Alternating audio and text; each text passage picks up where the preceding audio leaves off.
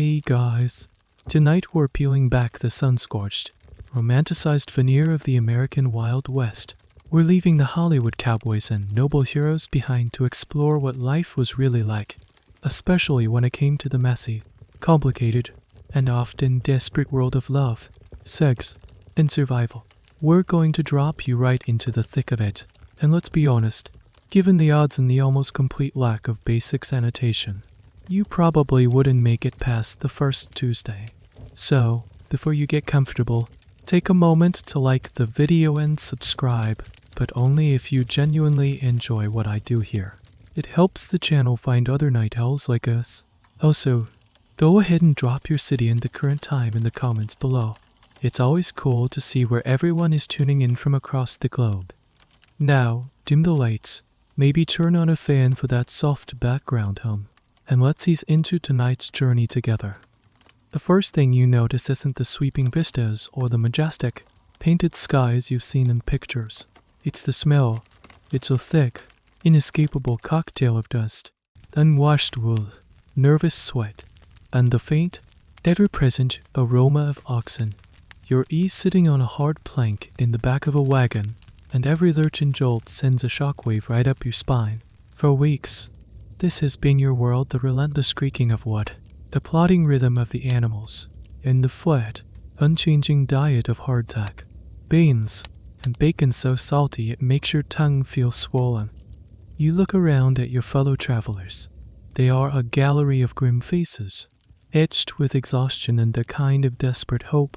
Mostly, they are men, young men fleeing farms that couldn't support them, older men running from debts or a past they'd rather not discuss, and prospectors with a feverish glint in their eyes. They are going west to build something new, to find gold, to claim a piece of land that is truly their own. Historians still debate whether the primary driver for most people was the grand, abstract idea of manifest destiny, or simply the much more personal, desperate need to escape poverty and failure back east. Looking at the gaunt faces around you, you suspect it's the latter. There are women, of course, but so few that their presence feels like a glitch in the landscape. You can count them on one hand in this entire wagon train. They are wives and daughters, their faces hidden under dusty bonnets, their expressions guarded. They move with a quiet purpose, their days a blur of mending clothes, tending to children, and trying to cook a passable meal over a buffalo chip fire. They are the anchors of their small family units, and because of that, they are almost unapproachable. Here's a strange little detail of this reality: the sheer scarcity of women creates a bizarre social etiquette on the trail. A man might walk half a mile to the other end of the wagon train just to return a dropped clothespin to a married woman, simply for the chance to hear four polite, entirely non-flirtatious words. It's a brief, fleeting connection to a world of civility that feels a million miles away. There's an unspoken rulebook that everyone seems to understand. You don't stare. You don't make unsolicited conversation. You keep a respectful distance, because these women are not individuals in the same way you are. They are a resource, a symbol of the home and stability everyone craves and almost no one has. As the sun begins to set, casting long, distorted shadows across the prairie, the wagons draw into a circle. It's a classic defensive posture, though tonight the real enemy isn't an external threat, but the gnawing loneliness and the vast, crushing emptiness of the landscape. You sit by the fire, chewing on another piece of tough bread, and you listen to the low murmur of conversations. They are all about the future, the gold to be found, the land to be tamed, the fortunes to be made. But beneath it all, you feel a deep, unspoken anxiety. You've arrived in the land of opportunity, a place overflowing with men, ambition, and dirt. What you haven't seen, what you realize is missing from this entire picture, is the other half of humanity, and as you'll soon discover, that imbalance changes everything. The wagon finally stops, not with a sense of triumphant arrival, but with a weary sigh of splintering wooden exhausted livestock. You've made it. Welcome to Prosperity Gulch, or whatever optimistic name has been slapped onto this chaotic smear of mud and timber. The town is less a settlement and more a collection of frantic construction projects that have been left out in the rain. Unpainted wooden frames claw at the sky, surrounded by a sea of tree stumps and muddy ruts that pass for streets. The air is thick with the rhythmic clang of hammers on anvils and the grating screech of saws cutting through pine. And everywhere you look, there are men in dusty hats, men with untamed beards crusted with who knows what, men whose clothes are stiff with grime and sweat. You walk through the main thoroughfare, then you feel 100 pairs of eyes on you, not with any particular malice, but with a flat, assessing curiosity. You are new, another body to add to the burgeoning population. The gender ratio here isn't just skewed, it's completely broken. In some of these early mining camps, the ratio of men to women could be as high as 100 to 1, sometimes even more. The few women you do see are wives of the handful of established merchants or the camp doctor, and they move with the cautious, hurried gait of people who know they are constantly being watched. This overwhelming male presence shapes the entire culture of the town. There are no gardens, no curtains in the windows of the crude cabins, no neat walkways. Everything is functional, temporary, and rough. The primary businesses are the ones that cater to a lonely, transient male population: saloons that are little more than shacks with a plank laid over 2 barrels, a general store selling picks, shovels, and overpriced flour, and an assayer's office where dreams are officially validated or crushed. The social fabric is frightened coarse. Men work, drink, gamble, and occasionally get into explosive, brutal fights over a perceived slight or a disputed card game. It's a life devoid of softness. Herein lies a strange and fascinating phenomenon of the West, the almost mystical power attributed to the arrival of a single respectable woman. One day, a blacksmith's wife might step off a stagecoach, and within a week, a subtle transformation begins. Men who hadn't seen their own chins in months suddenly start shaving. Shirts that could stand up on their own are pounded clean against rocks in the creek. The shouting in the streets seems to quiet down a notch, and conversations in the saloon might even, occasionally, steer away from golden grievances. Historians and sociologists still argue about the true nature of this civilizing effect.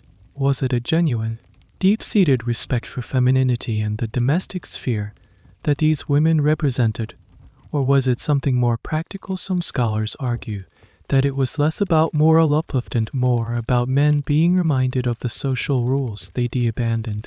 A woman's presence was a tangible link to the communities they'd left behind, a reminder of mothers, sisters, and a society where you cowed and just spit on the floor whenever you felt like it.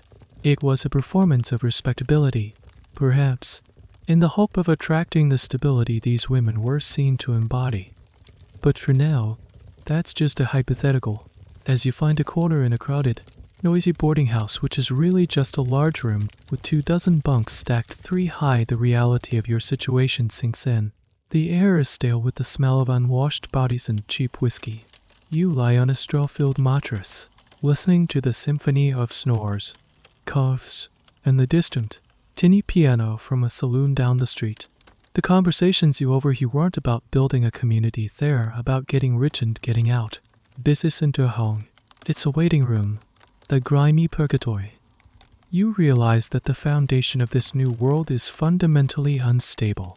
A society composed solely of hopeful, frustrated, and lonely men is a society on the verge of either collapse or some kind of desperate, radical action. The gold in the hills is a powerful lure, but it can't cook a meal, mend a shirt, or offer a word of comfort at the end of a soul-crushing day. The demand for something more is a palpable, aching void, and as you'll soon see, the market is about to respond in the only way it knows how.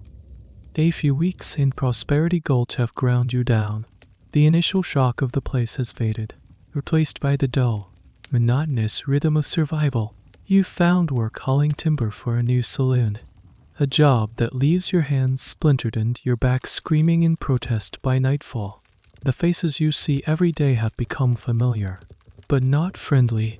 They are competitors, fellow sufferers in this grand, dusty experiment. The loneliness you felt on the trail has intensified, becoming a hollow ache in your chest in the quiet moments before sleep. One afternoon, seeking refuge from a sudden, drenching rainstorm, you duck into the general store. It's the closest thing the town has to a social center, a cramped space packed to the rafters with a chaotic inventory of everything and nothing. The air smells of damp wool, coffee beans, chewing tobacco, and the faint, metallic scent of new axe heads. The store owner, a man with a magnificent beard and perpetually weary eyes, is methodically weighing out beans for a miner. In the corner, piled on a barrel, is a stack of old newspapers from the East, used as packing material for a recent shipment of glassware. You pick one up.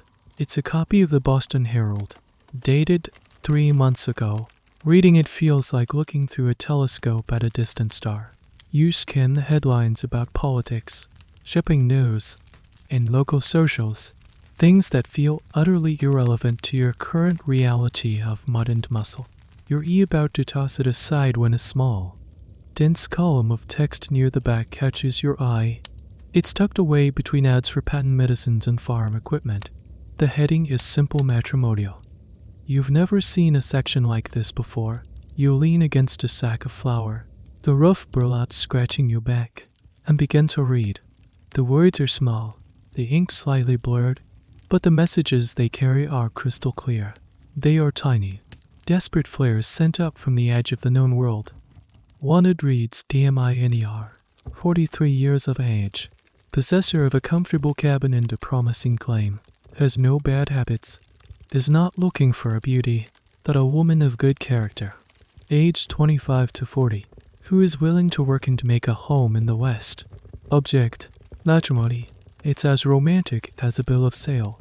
HES not offering poetry, GS offering a business proposition, your labor and companionship in exchange for his roof and his prospects.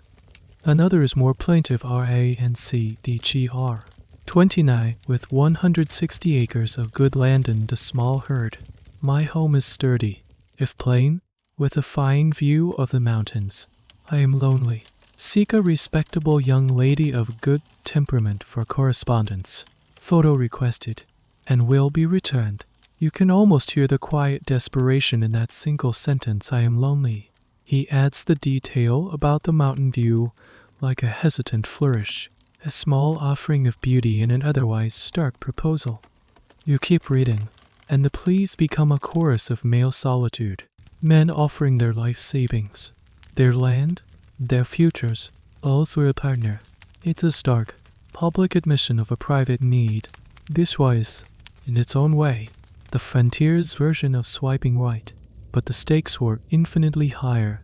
A strange little fact is that some frontier towns with a particularly dire shortage of reading material would have men pool their money to subscribe to a single matrimonial gazette, which would then be passed around the camp until it disintegrated from overuse, each man poring over the descriptions of available women back east. Historians are still divided on how to interpret these advertisements.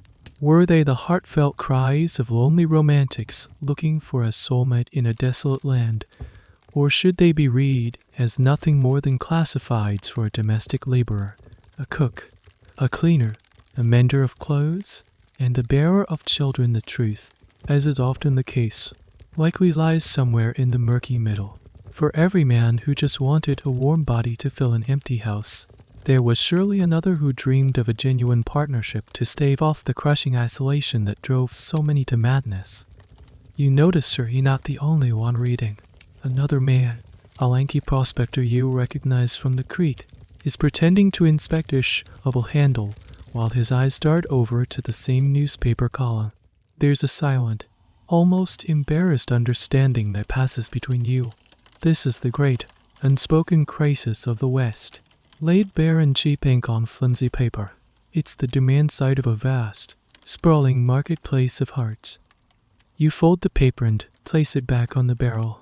The rain has stopped, and a sliver of weak sunlight cuts through the doorway. But the world looks different now. You no longer just see a town full of rough, independent men. You see a landscape of profound and aching need.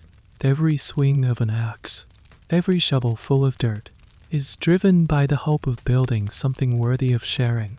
You look at the ants again, these little paper boats of hope, and you can't help but wonder about the person on the other side of the transaction. What kind of life would you have to be living to read one of these desperate pleas and think, yes, that is my best option for every one of these lonely men?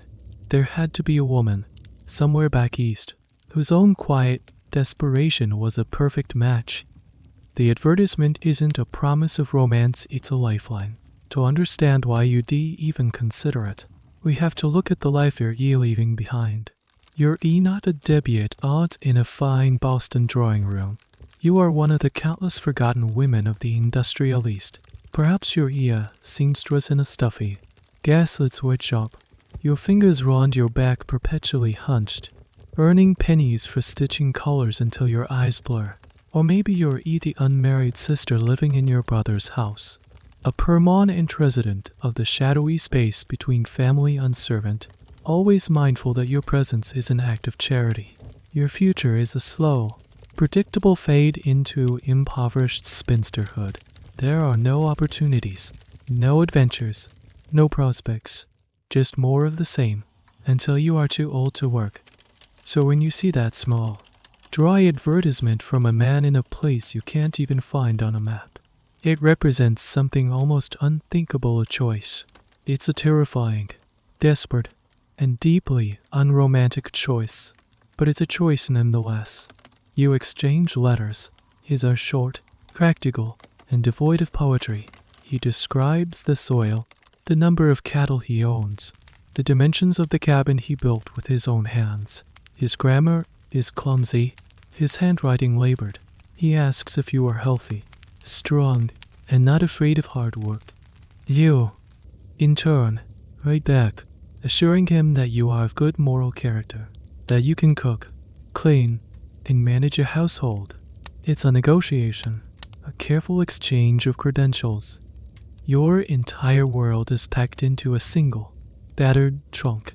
Inside is your one good dress, made of dark, sturdy wool. There are practical items: sewing needles, a bar of soap, a few well-worn undergarments. Tucked in a corner is a small, leather-bound Bible, a gift from your mother. Its pages filled with the only family history you possess. Perhaps there's a small, tintype photograph of your parents, their faces stiffened unsmiling. This is a fashionably common detail that appears in letters and diaries from the era, the almost ritualistic packing of a Bible. It was a tangible piece of moral and spiritual guidance, a shield against the unknown terrors and temptations of the frontier. For many women, it was the only familiar object they would see for years. Then comes the journey itself. You are on a train, the steam-belching iron beast, heading west. The trip is a jarring, disorienting experience. You sit for days on a hard, grimy velvet seat, the air thick with the smell of coal smoke and the press of too many bodies. You are an object of intense curiosity. As a woman traveling alone, you are a rare sight. Men stare openly at other women, traveling with their husbands, regard you with a mixture of pity and suspicion. They know why you're here. You are one of those women, a mail-order bride, a woman who has put herself on the market. You keep your eyes down, pretending to be engrossed in your Bible, feeling the weight of their judgment. This is a point that historians continue to actively debate: were these women victims or agents of their own destiny? The argument for them being victims is strong. They were products of a profoundly patriarchal society that gave them few options, essentially forcing them into these desperate gambles. They were often exploited, entering into arrangements where they were little more than domestic servants, trapped thousands of miles from anyone who could help them. Yet, another school of thought, gaining more traction in recent years, views them through the lens of agency. Within the incredibly narrow confines of their world, they were making a bold and courageous move. They were actively choosing to abandon a life of certain misery for the possibility of something better. They were entrepreneurs of their own lives, risking everything for a chance at partnership. property, and a measure of independence they could never dream of in the East. The landscape outside your window begins to change.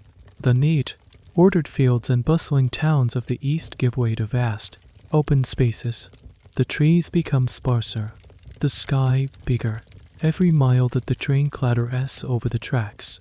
You are moving further from everything you have ever known. Your heart is a frantic drum against your ribs. The man who is waiting for you at the end of this line is a complete stranger. His photograph, clutched in your hand, shows a serious, unsmiling man with pale eyes and a beard that hides his mouth. Is he kind? Is he cruel? Is he a drunkard? Does his cabin even exist? It's a strange and terrifying lottery. Then you've already placed your bet. The train whistle blows, a long, mournful cry that echoes across the plains. The conductor shouts the name of the next stop, a small, insignificant sounding name that is, to you, the most important word in the world. This is it. You smooth down your dress, your palms sweating. You are no longer a seamstress or a charity case. You are a bride, delivered by rail, ready to be claimed. The train groans to a halt, with a shudder of metal and a final, wheezing gasp of steam. The door to your car is thrown open, and the air that rushes in is a physical blow. It's not the damp, coal-scented air of the East, it's a dry, scorching heat that carries the smell of baked earth, pine, and something faintly animal. You grip the handle of your trunk, your knuckles white, and step down onto the rough, wooden platform. For a moment, you are blinded by the sheer, unfiltered intensity of the sun. This isn't a station. It's a suggestion of one, a raised platform next to a dusty track, with a small, sun-bleached shack that probably serves as the ticket office and telegraph station. The town you glimpse beyond it is the very picture of raw, chaotic creation. Your heart hammers against your ribs, a frantic bird trapped in a cage. You are the only person who got off. You scan the small crowd of men gathered near the platform. They are all variations on a theme, dusty, bearded, and weathered by the sun. They stare at you with an unnerving, direct gaze. You feel less like a person and more like a piece of rare, exotic cargo that has just been unloaded. Your Sunday dress, which felt so sturdy and respectable back home, now feels like a costume, marking you as an outsider. Then you see him. He matches the photograph, but in the way a faded sketch matches a living person. The picture didn't capture the deep lines etched around his eyes, or the way his shoulders slump with a permanent weariness. HES thinner than you imagined, and older, too. HES holding his hat in his hands, twisting the brim nervously. He takes a hesitant step forward, then another.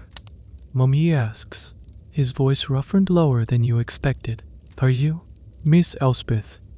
You can only nod, your throat suddenly tightened dry. He nods back, a quick, jerky motion. An awkward silence hangs in the oppressive heat between you.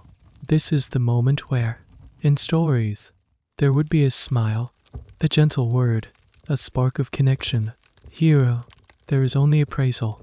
His eyes, a pale, washed-out blue, flick from your face, down to your hands clutching your trunk, and then briefly to your shoes, already covered in a fine layer of ochre dust. You realize HES conducting an inspection. HES looking for signs of frailty or, conversely, evidence of a sturdy constitution. It's a two-way street. You find yourself doing the same. A cold, pragmatic part of your brain taking over. You look at his hands. They are calloused and scarred. The hands of a man who works, which is good. His eyes are clear, not bloodshot, suggesting he isn't a drunkard, which is better. He stands straight enough. No obvious limp or cuff. This cold, silent inventory is a little known, but crucial part of the mail-order bride experience. It was a mutual sizing up of human livestock. Before any vows were exchanged, each party tried to ascertain if they had been swindled. The journey was long. He finally says, "It's a statement, not a question." "Yes," you reply, "it was." My wagon is over here.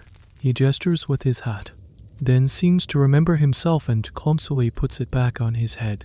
He reaches for your trunk, and his hand brushes yours. The contact is brief and businesslike, but it sends a jolt through you. It's the first physical contact you've had with the man you've crossed a continent to marry. He lifts the trunk with a grunt, and you're struck by how heavy it is, how it contains your entire former life, now being carried away by a stranger. He leads you from the platform, and you walk through the main street of the town. It's even rougher up close. Men on the boardwalks stop talking and turn to watch you pass. You can feel their stares on your back. You keep your eyes fixed on the man in front of you, on his dusty boots and the straight line of his back. You are his property now, and this is your public debut. There's the general store, he says, pointing a thumb towards a large false-fronted building. Get most everything there. Prices are high. He says it with a hint of resentment. Saloon. Another saloon. The assayer's office is down yonder. HES not making conversation. HES taking inventory of your new world for you. The debate among historians continues over what was truly going through the minds of people in these moments.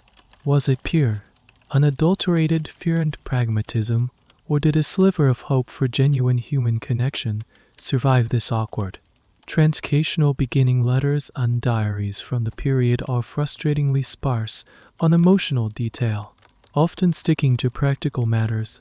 Yet, some scholars argue that this very lack of emotional language was a coping mechanism, a way to shield oneself from the terrifying vulnerability of the situation. To hope for too much was to invite heartbreak. He stops beside a simple farm wagon, a sway-backed horse harnessed to it, flicking its tail at the persistent flies. He heaves your trunk into the back, where it lands next to sacks of flour and a new shovel. This is it. This is your carriage. It's a half-day's ride to my place, he says, not looking at you. We should be there before sundown. He helps you up onto the hard wooden seat. The wood is hot from the sun. As he climbs up beside you, the small space suddenly feels claustrophobic. You are shoulder to shoulder with this man whose smell, whose presence, whose very existence was unknown to you just this morning. He snaps the reins, and the wagon lurches forward, beginning the final leg of your journey. The romantic fantasy, if you ever truly allowed yourself to have one, has completely evaporated, blown away like dust on the wind. This is not the beginning of a love story. This is the closing of a deal, and now you have to live with the terms. The silence in the wagon is a living thing. It's not a peaceful, companionable quiet. It's a thick, heavy blanket of unspoken questions and anxieties. The rhythmic squeak of the axle and the soft thud of the horse's hooves on the dry earth are the only sounds. Your new husband, a title that feels absurd and foreign in your mind, hasn't spoken more than a dozen words since you left the town. He just stares ahead, his eyes narrowed, reading the landscape like a map only he understands. You try to read it, too, but where he sees potential grazing land or the telltale green that signals a water source, you see only emptiness. A vast, intimidating expanse of brown grass and distant, hazy mountains. The sky is so enormous it feels like it could swallow you whole. Back east, the world was a series of small, contained spaces, a cramped apartment, a crowded street, a noisy factory floor. Here, the lack of boundaries is terrifying. You have never felt so small, so utterly isolated. Finally, he points a calloused finger to the west. See that line of cottonwoods? The creek runs through there. That's my southern boundary. His property, his claim. That's what this is all about. You're beginning to understand that you haven't married a man so much as you've married a piece of land. He.S. a homesteader, one of thousands of men who have come west under the promise of the Homestead Act of 1862. It's a government program, a grand bargain. Come west. Live on 160 acres of federal land for 5 years. Improve it, and it's yours, free and clear. It sounds simple, but it's a brutal contract. Improving the land means building a dwelling, plowing fields, and surviving. It requires relentless, back-breaking labor, and it is a task that is nearly impossible for one person to accomplish alone. In that, you realize with a cold, sinking clarity is where you come in. You are a key component in the fulfillment of his government contract. Your labor in the house, in the garden, with the chickens, mending clothes, preserving food is the invisible but essential engine that will make this entire enterprise function. Your marriage isn't a union of hearts, it's a business merger. He turns the wagon, and suddenly you see it, tucked against a small rise, looking impossibly small under the vast sky, is his cabin. Your cabin. Your home. It's a simple, unadorned structure of rough-hewn logs, chinked with mud and moss. It has one window, a small, dark square, and a door made of planks. There's a thin trickle of smoke rising from a stone chimney. It is the loneliest-looking building you have ever seen. He pulls the wagon to a stop and climbs down. Without a word, he walks to the back and lifts your trunk. As he carries it towards the cabin, here's a chilling little piece of legal reality for you the moment you marry him. That trunk and everything in it, your one good dress, your mother's Bible, the photograph of your parents, ceases to be your property. Under the legal doctrine of C. Overture, a wife's legal identity was subsumed by her husband's. The oath and everything you own now belong to him. He pushes the door open and places the trunk on the dirt floor just inside. He gestures for you to enter. You take a hesitant step across the threshold, and your new life officially begins. The inside is dark and smells of wood smoke, old bacon, and damp earth. It is one room. A rough-hewn table and 2 stools stand in the center. A stone fireplace dominates one wall, with a few cast iron pots hanging from hooks. In the corner is a bed, a simple wooden frame with a straw-stuffed mattress. That's it. There are no curtains, no pictures, no rugs. There is nothing of comfort or softness. It is a shelter, not a home. The well is out back, he says, his voice echoing slightly in the small space. Water has to be hauled every morning. The vegetable patch is behind the house. Needs weeding. He walks you back outside and shows you the small, struggling garden, the empty chicken coop he plans to fill, the pen for the single hog he hopes to buy. He isn't being cruel or welcoming. He is giving his new employee a tour of her workspace. It's this dynamic that historians still wrestle with. From a legal and social standpoint, you are almost powerless. You are his possession, living in his house, bound to his will. Yet, the stark reality of the frontier grants you a strange and significant form of leverage. He needs you, not for your affection or your conversation, but for your labor. His success or failure in proving up his claim rests as much on your shoulders as it does on his. If you are a poor manager of the household, if you let the food stores spoil, if you can't make the garden produce, he will fail. This creates a powerful, unspoken interdependency.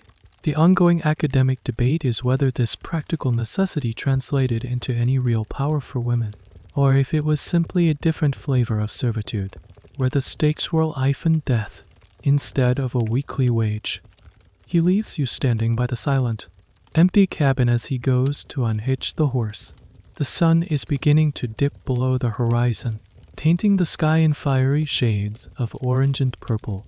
It's beautiful, but the beauty feels alien and menacing. You look at the cabin, this crude box of wooden mud. You look at the vast, silent land stretching out in every direction. The deal has been struck. The contract is sealed. You haven't found a husband.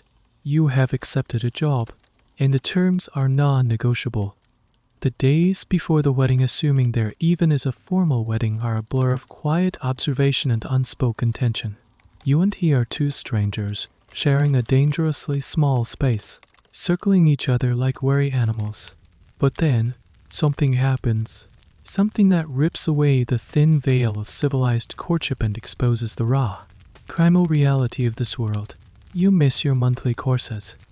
At first, you tell yourself it's just the stress of the journey, the unfamiliar food, the bone-jarring rattle of the train, the sheer, overwhelming anxiety. It's a common enough occurrence, but as 1 week bleeds into the next, a cold, creeping dread begins to take root in your gut. You start tracking the days with a desperate, secret calculus, your heart sinking a little further with each sunrise. The signs become undeniable, a new tenderness in your chest, a wave of nausea in the morning that you have to swallow down before he notices.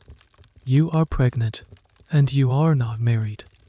In the crowded, anonymous cities of the East, this would be a disaster, a source of profound shame and social ruin. But here, in this isolated, insular world, it is something more. It's a crisis that threatens the very fabric of the fragile social order. There are no secrets in a place like Prosperity Gulch. There are no crowds to get lost in. Your condition will become obvious, and with it will come a swift and brutal judgment. This is a world that, ironically, clings desperately to the rigid moral codes it supposedly left behind. The academic consensus is that frontier communities, because of their inherent instability, often overcome bandits by enforcing incredibly strict, puritanical social norms. It was an attempt to build a wall of respectability against the chaos of the wilderness, and the cornerstone of that wall was female chastity in the sanctity of marriage. A premarital pregnancy wasn't just a personal failing, it was a crack in the foundation of the entire community. You now face a terrifying set of choices, each one worse than the last. You could try to hide it, but that's a temporary solution at best. The consequences of being discovered as an unmarried mother are dire. You would be a pariah, a fallen woman, an outcast that no respectable family would associate with. Your child would be branded illegitimate, a social ghost with no rights to inheritance or status. Your husband to be could, and most likely would, repudiate you, casting you out to fend for yourself in a world with zero social safety nets for a woman in your position. A strange and tragic little piece of frontier history is the existence of so-called laying-in houses in some of the larger western cities. These were secret maternity homes where a woman could go to have her child in secret and then, most often, give it up for adoption, allowing her to return to her life with her reputation, however precariously, intact. But for you, out here on an isolated homestead, that's not an option. The secret is a heavy, toxic stone in your stomach. It changes the way you interact with him. Every conversation is a minefield.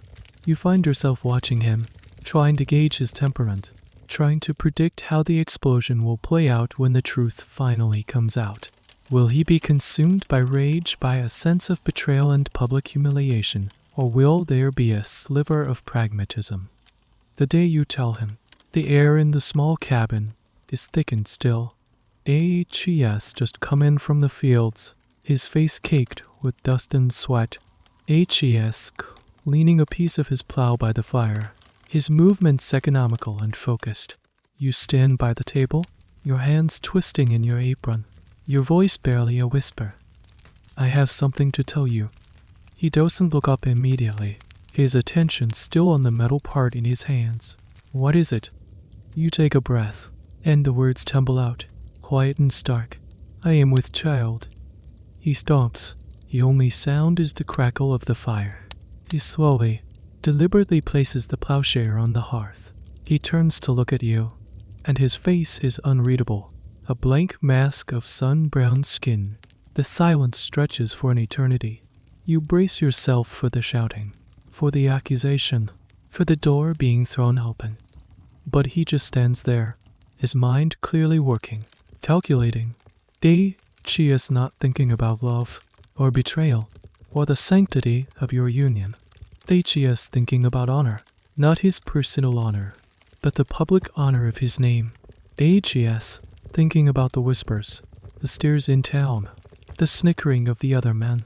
She is thinking about the fact that he has tied his future to yours, and your disgrace is now his. The land, the cabin, the dream of a homestead, it's all threatened by this single, catastrophic biological fact. The child complicates the contract, And in the West, when a contract is broken, extreme measures are often taken to enforce it. He doesn't explode. The reaction, when it comes, is far quieter and more chilling than any rage-fueled outburst. He picks up the plowshare from the hearth, his movements slow and deliberate, and places it back in his toolbox. He doesn't look at you. He looks at the wall, at the rough-hewn logs, as if calculating a problem in geometry. "Get your things," he says, his voice flattened, devoid of emotion. "The ones you'll need for a trip to town."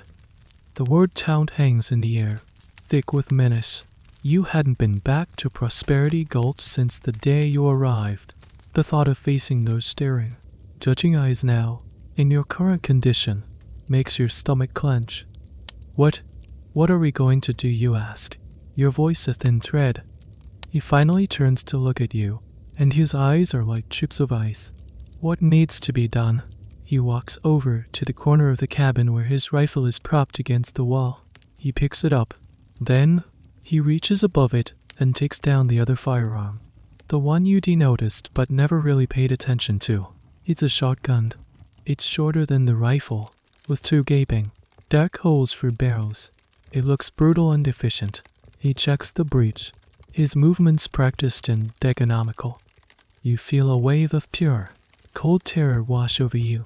Is he going to hurt you, cast you out right here, right now? But he just props the shotgun by the door and turns back to you. "It's a long walk to your father's place," he says, and then it clicks. Your father, your brothers. He thinks the child is from Liaison, before you came west. He has no frame of reference for Appassionals. Desperate encounter on the trail or a moment of weakness in the lonely weeks before the wedding. In his world, things are simpler. A woman gets pregnant. You find the man responsible. And in your case, that means going back to the source. The source he thinks is another man. Except, there is no other man. There is only him. When you finally manage to explain the truth, that the child can only be his, from that one clumsy, silent encounter in this very cabin weeks ago, his reaction is not one of relief. It's one of dawning, horrified realization. The problem is not external. It cannot be solved by confronting another man. The problem is right here, in this room. The shame is his. The responsibility is his. And the public dishonor will be his. The next morning, the journey to town is a grim, silent procession. He walks ahead, the shotgun held loosely in the crook of his arm, not pointing at you, but not exactly pointing away either. It's a symbol. It's a prop in a play that is about to unfold. You follow behind, feeling less like a future wife and more like a prisoner being marched to her sentencing. When you arrive in Prosperity Gulch, he doesn't take you to the preacher's house or the justice of the peace. He marches you straight to the one place that serves as the town's courthouse, social club, and gossip mill all in one, the largest, busiest saloon. He pushes open the swinging doors and strides in. The saloon, noisy and crowded just a moment before, falls silent. The tinkling piano music stops mid-tune. Men at the bar turn on their stools. Gamblers look up from their cards. Your presence, as a woman, is already an anomaly, but your presence with him, and the shotgun HES now holding firmly at his side, signals that this is not a social call. He walks straight to a table in the corner where three men are sitting. They are burly, bearded men, their faces hardened, weathered. One of them looks up, a flicker of annoyance in his eyes. "What do you want?" Your husband to be doesn't answer. He just looks at you, and then it dawns on you. He has no family here, no father, no brothers to stand up for his honor, so he has come to find the next best thing, the biggest, toughest, most respected miners in the camp. HES about to deputize a jury of his peers. This scene, or variations of it, played out across the West, a piece of grim, informal frontier justice. It's what was known as a shotgun wedding, and the term was often quite literal. When a woman's honor, and by extension, her family's honor, was compromised by a premarital pregnancy, male relatives would use the explicit threat of violence to force a marriage. The shotgun was the ultimate negotiating tool.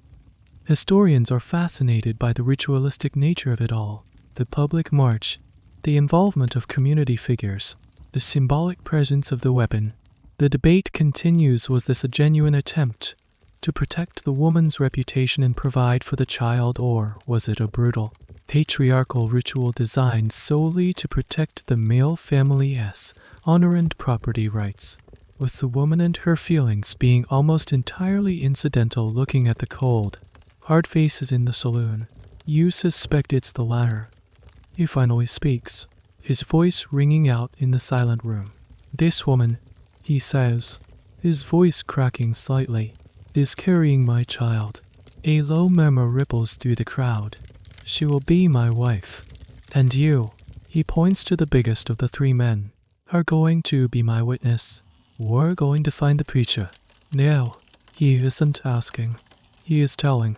The shotgun in his hand underscores the entire statement. This isn't a celebration of love.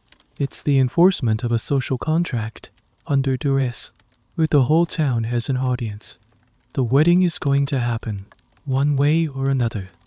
The man, he pointed to a giant of a miner with a beard like a tangled bird's nest, slowly pushes his chair back. He looks from your fiancée, a stony face, to your own, then down at the shotgun, and a slow, grudging respect dawns in his eyes.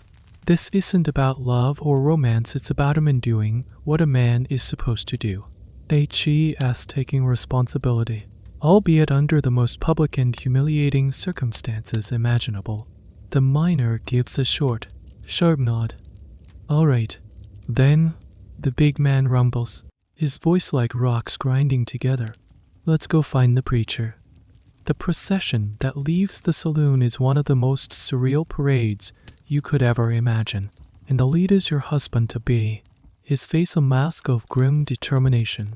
The shotgun no longer a threat, but a symbol of his resolved intent. Beside him walks the giant miner, who has appointed himself the de facto enforcer of this sudden social contract. You trail behind them, feeling dumb, your mind a swirling fog of shame and disbelief. Behind you, a curious procession of saloon patrons, merchants, and random drifters follows at a respectful distance, drawn to the unfolding drama like moths to a flame. This is the best entertainment they've had in months. You are the star of a play you never auditioned for, and you have no lines. Your feelings are entirely irrelevant to the proceedings. The focus of this entire ritual is on the man. It's about his honor being satisfied, about the community witnessing that the proper order of things is being, however clumsily, restored. You are the object, the catalyst for the action, but not an active participant in your own fate. This is a point of significant academic discussion. When studying accounts of shotgun weddings, historians are often struck by the near-total absence of the bride's voice or perspective. Diaries and letters from the era might mention such an event happening to someone else, but women who went through it themselves rarely, if ever, wrote about the experience. Was this because of the shame associated with it, or was it because, in the grand scheme of their lives, this one day of public humiliation was just another hardship to be endured, no more or less significant than a drought or a failed crop? It's a silence that speaks volumes about the emotional landscape of women on the frontier. The preacher is a small, nervous man with sweat stains on the collar of his black coat. They find him in the middle of his lunch. He takes one look at the grim-faced delegation at his door, the shotgun, and the growing crowd behind them, and he immediately understands. He doesn't ask questions. He simply grabs his Bible and leads the way to the half-finished church at the edge of town. The church is just a wooden frame with a roof. No walls yet. The wind blows through it, kicking up dust from the bare earth floor. Your makeshift wedding party stands before the simple altar, which is just a crate with a piece of cloth draped over it. Your fiancé stands stiffly beside you, his knuckles white where he grips the shotgun. The miner stands behind him, a silent, intimidating best man. The preacher, eager to get this over with, opens his Bible and begins the ceremony, his voice thin and reedy against the wind. He rushes through the words, the familiar phrases about love, honor, and cherish sounding absurd and hollow in this context. When it comes time for the vows, your fiancé "yes I do" is a clipped, harsh sound, more of a surrender than an affirmation. When it's your turn, you can only whisper the words. Your voice choked. You feel 100 pairs of eyes on your back, dissecting you, judging you. A strange, almost comical detail from some historical accounts of these events is that the ring was often whatever was at hand. Sometimes it was a simple iron washer from the blacksmith, or a ring fashioned from a bent nail. There was no pretense of romance or symbolism beyond the bare minimum required to make the union legal. The ceremony ends. You are now man and wife, legally, socially, irrevocably. The preacher slams his Bible shut, as if closing a ledger. Your husband turns, not to you, but to the miner. He gives him a single, stiff nod of thanks. The miner claps him on the shoulder, a gesture that is both congratulatory and sympathetic. The contract is fulfilled. The tension breaks. The crowd of onlookers begins to dissipate, murmuring amongst themselves. The show now over. The walk back to the homestead is as silent as the walk into town. But the quality of the silence has changed. The floor, it was thick with tension and uncertainty. No, it is the dead, heavy silence of resignation. The deed is done. You are bound to this man, this land, and this unborn child. There is no love, no joy, no celebration. There is only the grim satisfaction of a crisis averted, a social breach repaired with the blunt instrument of public pressure. You look at your husband, walking beside you, his shoulders slumped, the shotgun now seeming like a heavy, useless burden. You are no longer his fiancée in disgrace. You are his wife, and you realize, with a chilling certainty, that this forced union, this wedding born of shame and desperation, is not the end of your ordeal. It is the beginning. With the forced wedding behind you, the new, suffocating reality sets in. The shotgun has been put back on its pegs on the wall, but its shadow lingers, a constant reminder of the foundation upon which your marriage is built. The community's judgment now takes on a different form. You are no longer a spectacle of unfolding drama. You are an object of quiet, persistent gossip. When you occasionally have to ride into Prosperity Gulch for supplies, you feel the weight of it. The women, the few respectable wives of merchants and the blacksmith, give you a wide berth, their polite nods cool and distant. The men look at you with a new kind of familiarity, a knowing smirk that makes your skin crawl. You are the woman who had to be marched to the altar. Back at the cabin, the isolation is both a blessing and a curse. You're away from the prying eyes, but you are trapped in an almost constant, suffocating intimacy with a man who is still, in every meaningful way, a stranger. The one-room cabin, which once felt merely small, now feels like a cage. You learn the rhythms of his moods, the way he scrapes his boots by the door when he's weary, the sharp, angry way he chops wood when a piece of farm equipment has broken. You learn to navigate his silences, to make yourself small and unobtrusive to avoid sparking any hidden resentment. It is in this environment that you begin to notice the central role of the saloon in the life of the frontier man. At least once a week, often after selling a bit of timber or some hunted game, he will ride into town. He says it's for supplies, but you both know where he's really going. He will return hours later, long after dark, his horse finding its own way home. You'll hear him stumbling outside, and you'll lie perfectly still on your straw mattress, feigning sleep, as he comes inside, bringing a gust of cold night air in the sour, unmistakable smell of cheap whiskey. You start to see the saloon not as a place of simple recreation, but as a vital hub of the male world, a place completely sealed off from you. It's where business is done, where news is exchanged, where political opinions are formed, and where loneliness is temporarily drowned. It's the B-side to the domestic life you represent, inside that noisy, Smoky room, a different kind of economy thrives, one that goes far beyond the buying and selling of alcohol and companionship. And this is where you first hear the whispers, the euphemisms, for the other inhabitants of that world. They're called soiled doves, ladies of the evening, painted cats, blur, more poetically, the fair but frail. They are the professional women who work in the saloons and the hidden rooms above them. In a world with such a profound lack of female companionship, the emergence of a commercial sex industry was not just likely, it was inevitable. Its simple supply and demand. Thousands of lonely, frustrated men with gold dust in their pockets created a powerful market for intimacy, however transactional. This creates a bizarre and deeply hypocritical social structure, which historians love to point out. The very same community that would ostracize you for a premarital pregnancy openly tolerates and economically supports a thriving prostitution industry. The key difference is categorization. You, as a wife and mother, are expected to uphold the ideal of female purity, the cornerstone of the civilizing mission of the West. The soiled doves, on the other hand, are placed in a separate, sealed category. They are public women, operating outside the bounds of respectability, and therefore not subject to the same rules. They are unnecessary evil, a pressure valve for the immense social and sexual frustration of the male population. A strange but telling detail of this world is the physical layout of the towns themselves.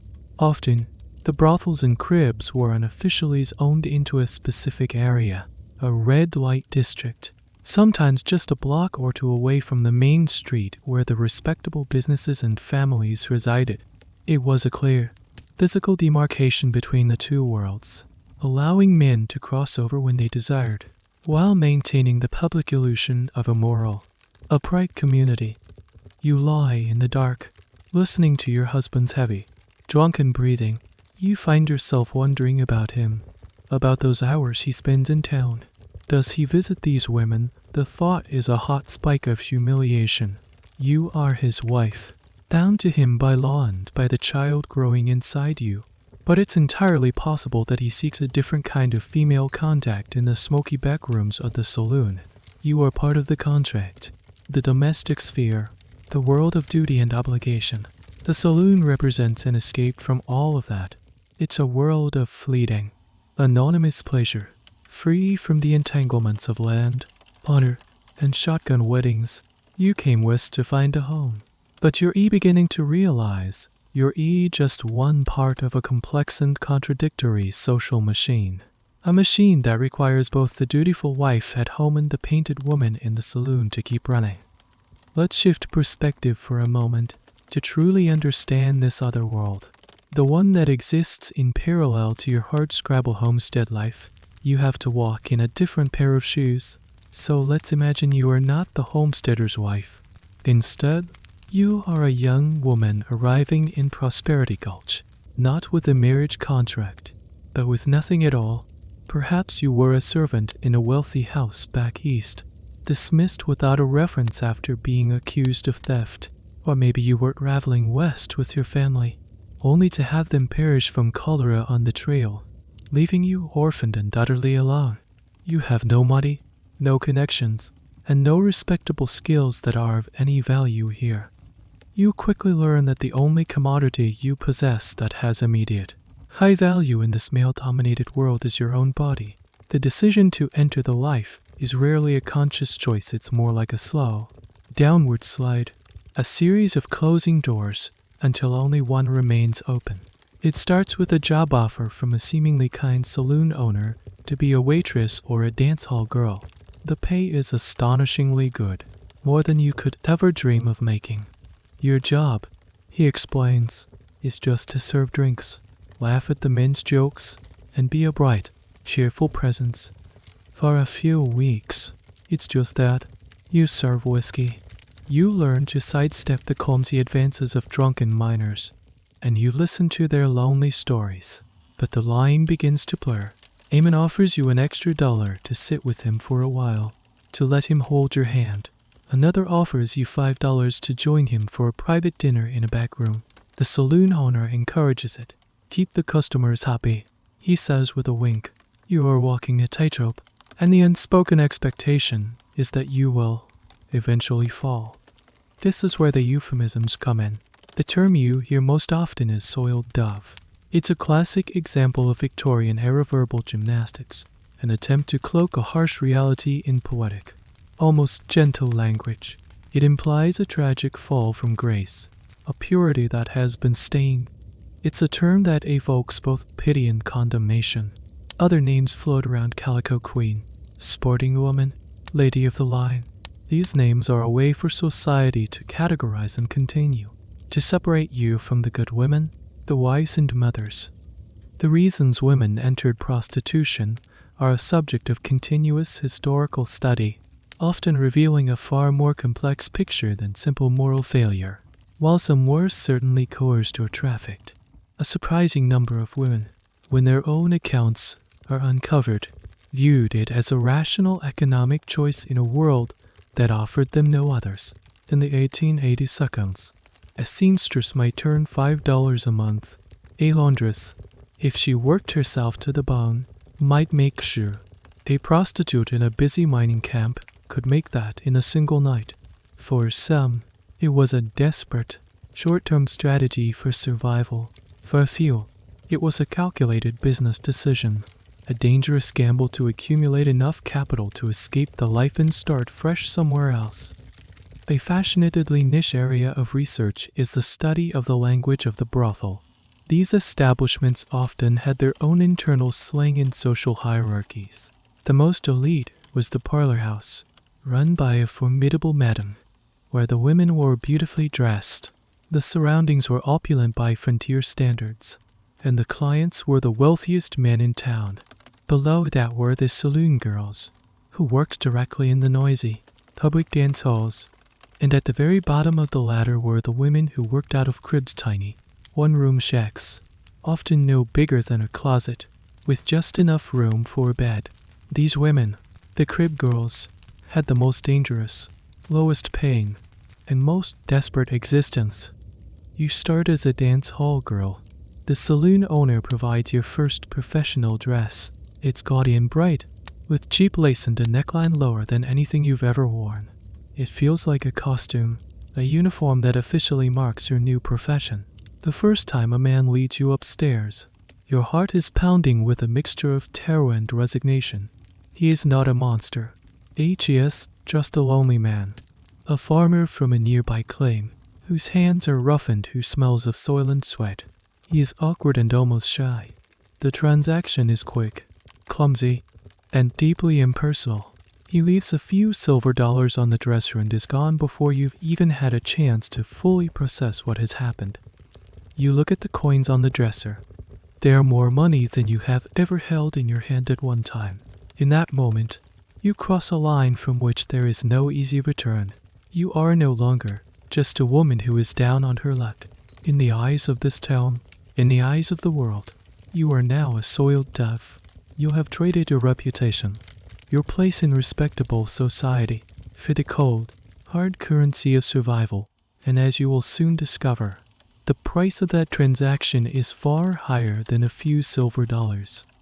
Your new life is a jarring study in contrasts. By day, you are practically invisible. You sleep late, the thick curtains of your small upstairs room blocking out the harsh frontier sun. If you must venture out into the town for some small necessity, you do so with your eyes downcast, moving quickly. The respectable townsfolk, the very men who might be your clients by night, look past you, through you, as if you are a ghost.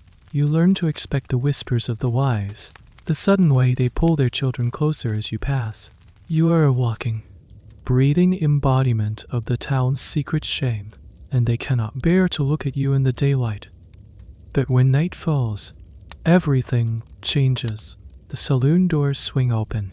Then the warm, yellow lantern light spills out into the dusty street, along with the sound of a tinny piano and boisterous male laughter. This is your world. Inside, you undergo a transformation. You shed the drab, invisible girl of the daytime and put on the uniform. You are laced into a corset so tight it's hard to breathe.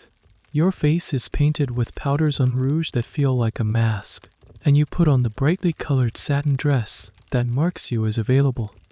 The dress itself is a fascinating historical artifact. While popular culture imagines Western prostitutes in scandalous French lingerie, the reality was often much more practical and symbolic. The dresses were designed to be eye-catching and to suggest luxury. Even if they were made of cheap, flimsy materials, they were often brightly colored bold reds, blues, and greens to stand out in the smoky, dimly lit saloons. The low neckline and exposed shoulders were not just for titillation, they were a clear, unambiguous signal of the wearer's profession, separating her instantly from the high-collared, modestly dressed decent women. This visual coding was essential in a society obsessed with social categorization. You look at yourself in the small, cloudy mirror. The woman staring back at you is a stranger.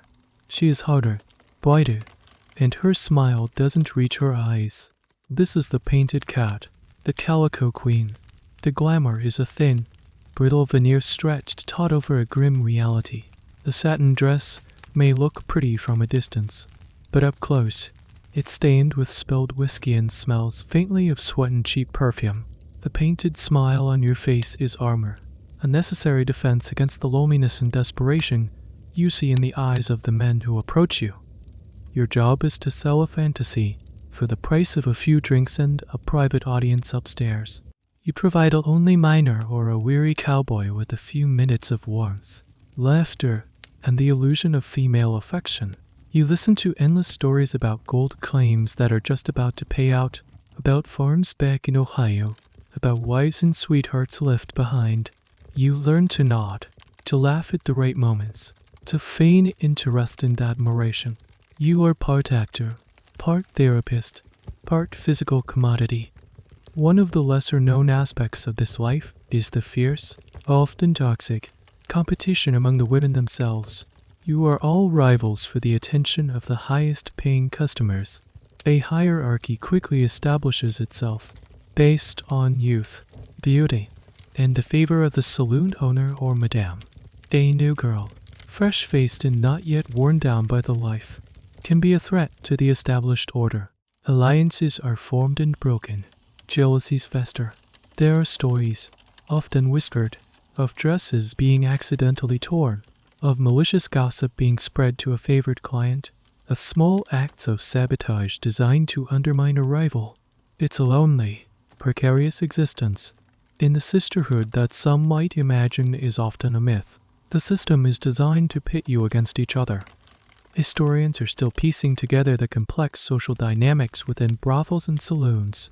While many accounts focus on the exploitation by men, which was rampant, a growing body of research, using account books and legal records, shows that the madams who ran these establishments were often the most direct and powerful figures in the prostitutes' lives.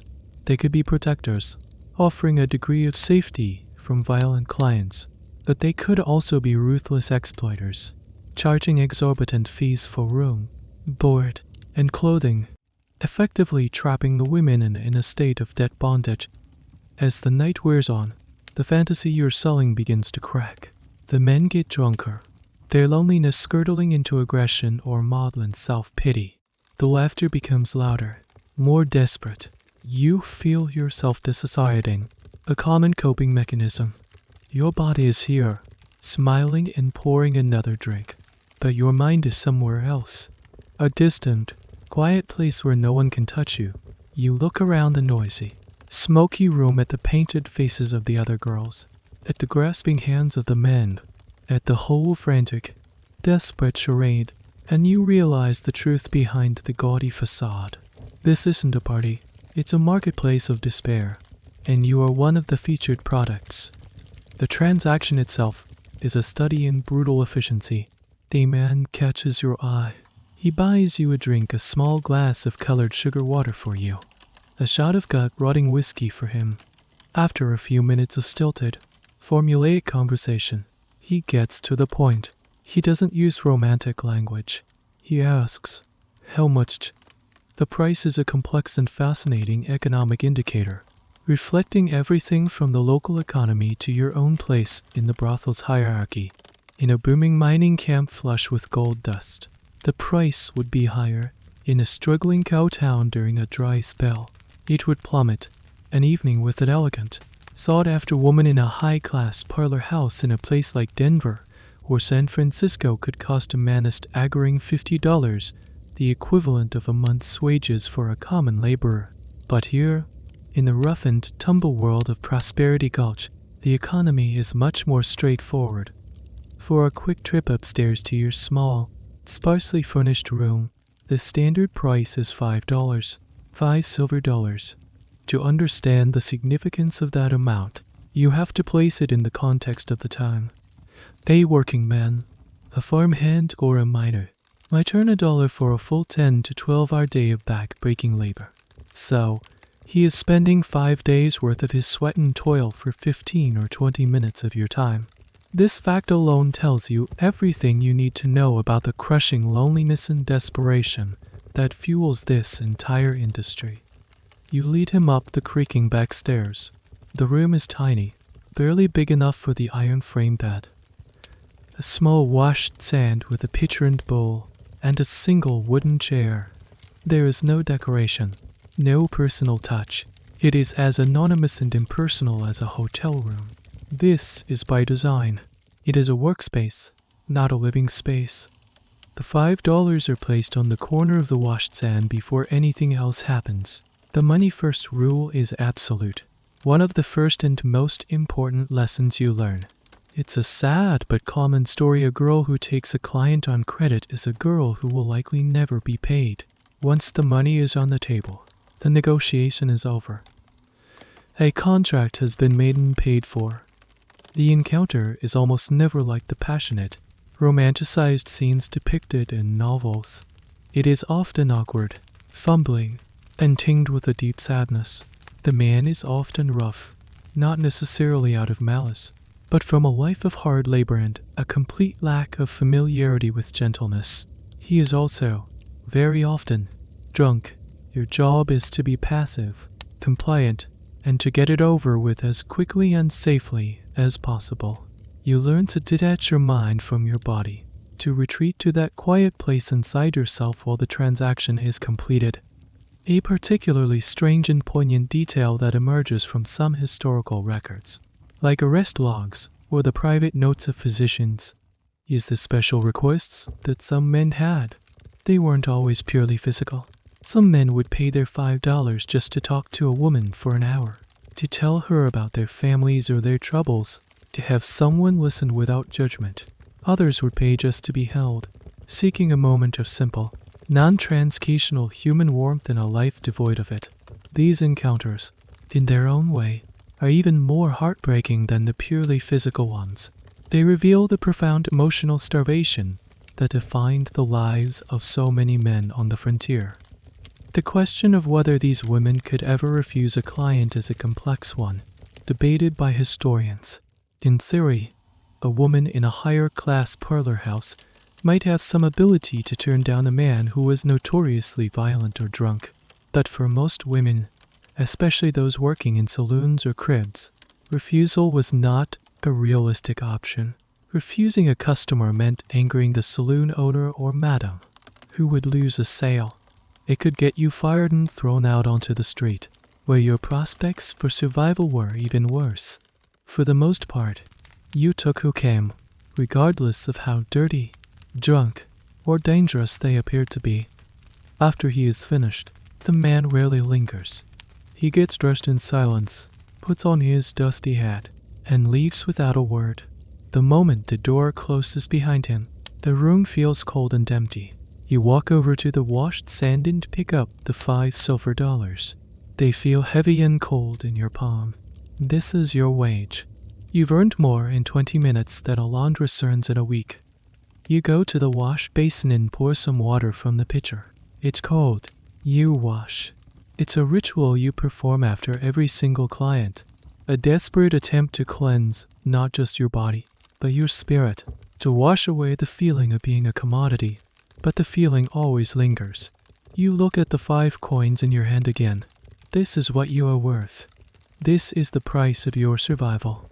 And you know that in a few minutes, you'll have to go back downstairs, paint on your smile, and do it all over again. There's a ghost that haunts your every transaction, a silent, invisible partner in every encounter. It's the ever-present, terrifying threat of disease. In an era before antibiotics, before even a rudimentary understanding of germ theory had trickled down to a place like Prosperity Gulch, sex was a game of Russian roulette. The men who visit you have been all over the West, sleeping in crowded bunkhouses, visiting other prostitutes in other dusty towns. They are walking vectors for illnesses they don't even know they have. The primary fears are the two great venereal scourges of the 19th century, syphilis and gonorrhea. They are referred to in hushed, fearful tones, using a host of euphemisms: the French disease, the bad blood, the Cupid's edge. There is no reliable prevention.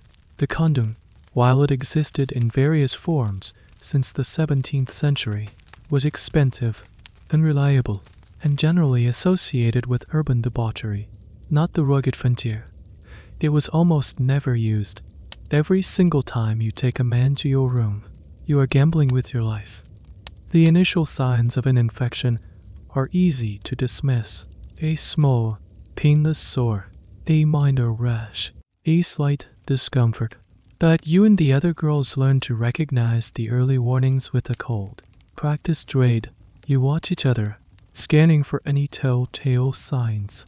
A girl who starts moving a little slower, who complains of aches, who seems to have a persistent cold, she is immediately viewed with suspicion and fear, because an infection doesn't just threaten her, it threatens all of you.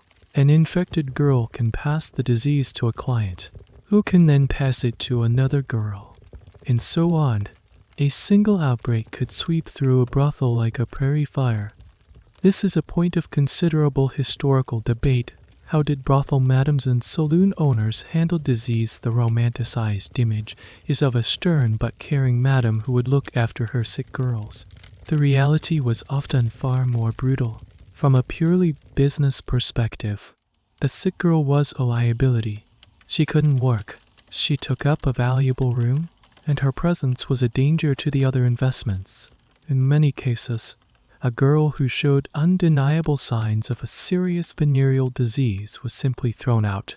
Her belongings would be packed, and she would be deposited on the street, left to fend for herself with no money, no shelter, and a terrifying, progressing illness. Her fate was almost always a slow, miserable death in some forgotten back alley or a charity pest house, if such a thing even existed. Then there is the horror of the cures. In the absence of effective medical treatment, a thriving market for patent medicines, unquack remedies flourished. These were aggressively advertised in newspapers and sold by traveling doctors who would roll into town with a wagon full of colorful bottles and impossible promises. For venereal diseases, the primary ingredient in almost all of these miracle cures was mercury. You might see a fellow prostitute, desperate and terrified, by a small, expensive bottle of Dr. Holloway's celebrated venereal elixir. She would take it religiously, hoping for a cure. What she was actually doing was slowly poisoning herself. Mercury is a neurotoxin.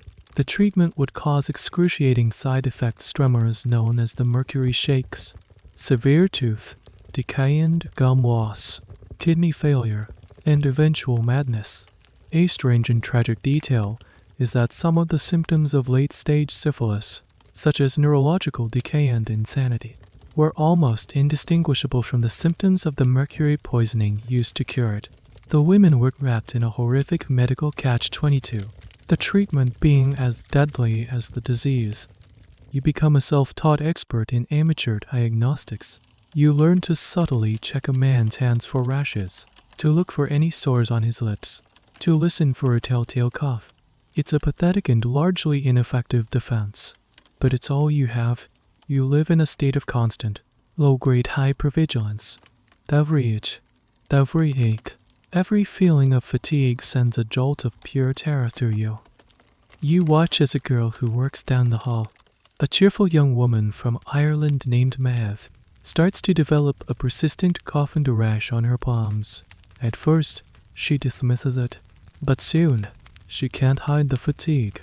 The way her hair begins to fall out in patches. The other girls start to avoid her. The saloon owner stops sending her clients. One morning, you wake up and her room is empty. Her trunk is gone. No one says a word about it. She has simply vanished. It's as if she never existed. Her disappearance is a chilling warning to everyone else. This is what happens when you lose the gamble. You are a disposable commodity, and your health is your only real asset. Lose it, and you lose everything. The fear of disease is a slow, creeping horror, but the threat of violence is as sudden and unpredictable as a lightning strike.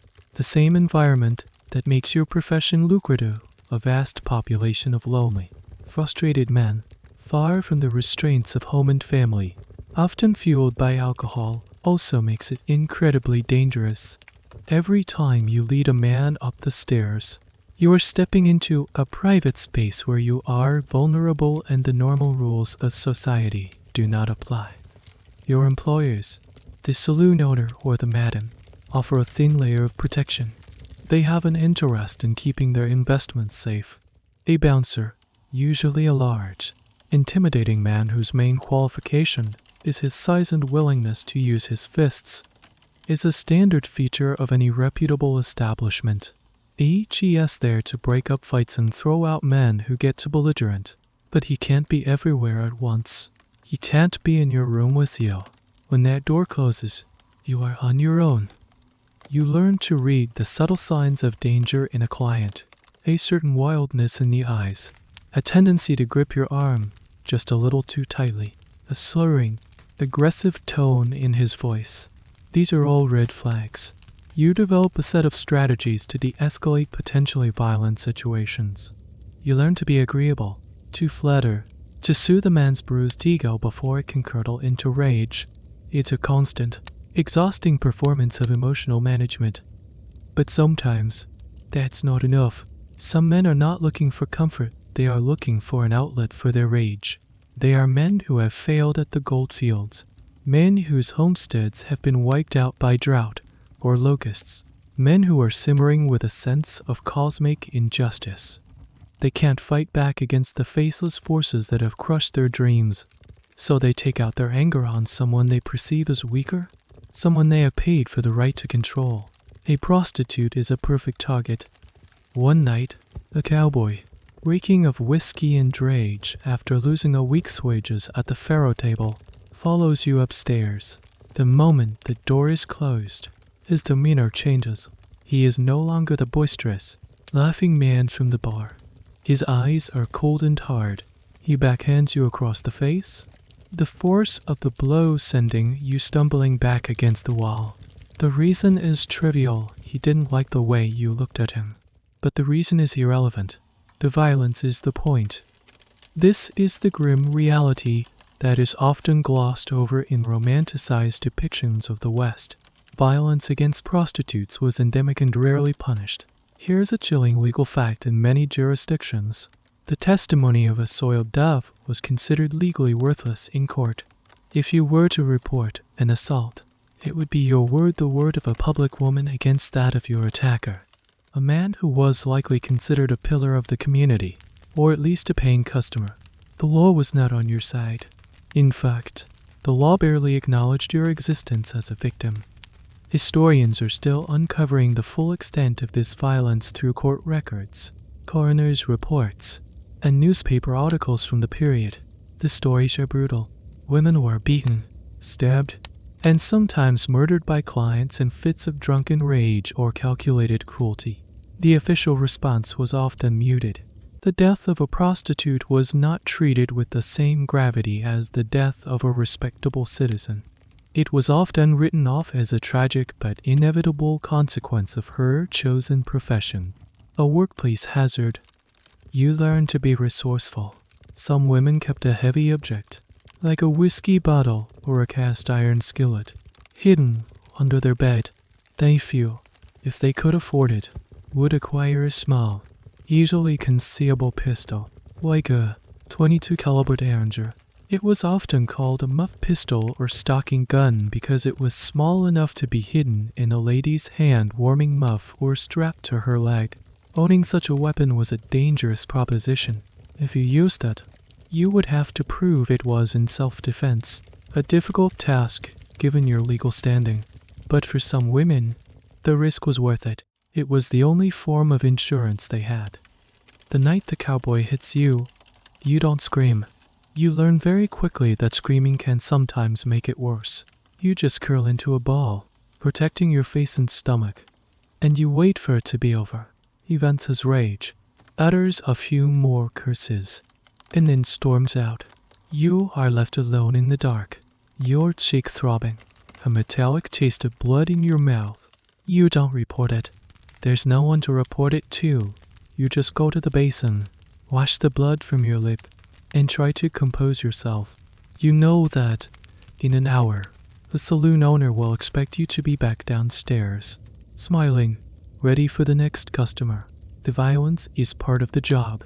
The bruises can be covered with powder. The real damage, the fear that now lodges itself permanently in your heart, is invisible. The violence from clients is a terrifying, random threat, but there's another, more insidious form of control and abuse that defines your daily life: the violence and exploitation from the men who run the business. The saloon owner, the pimp, the madam. These figures hold absolute power over you.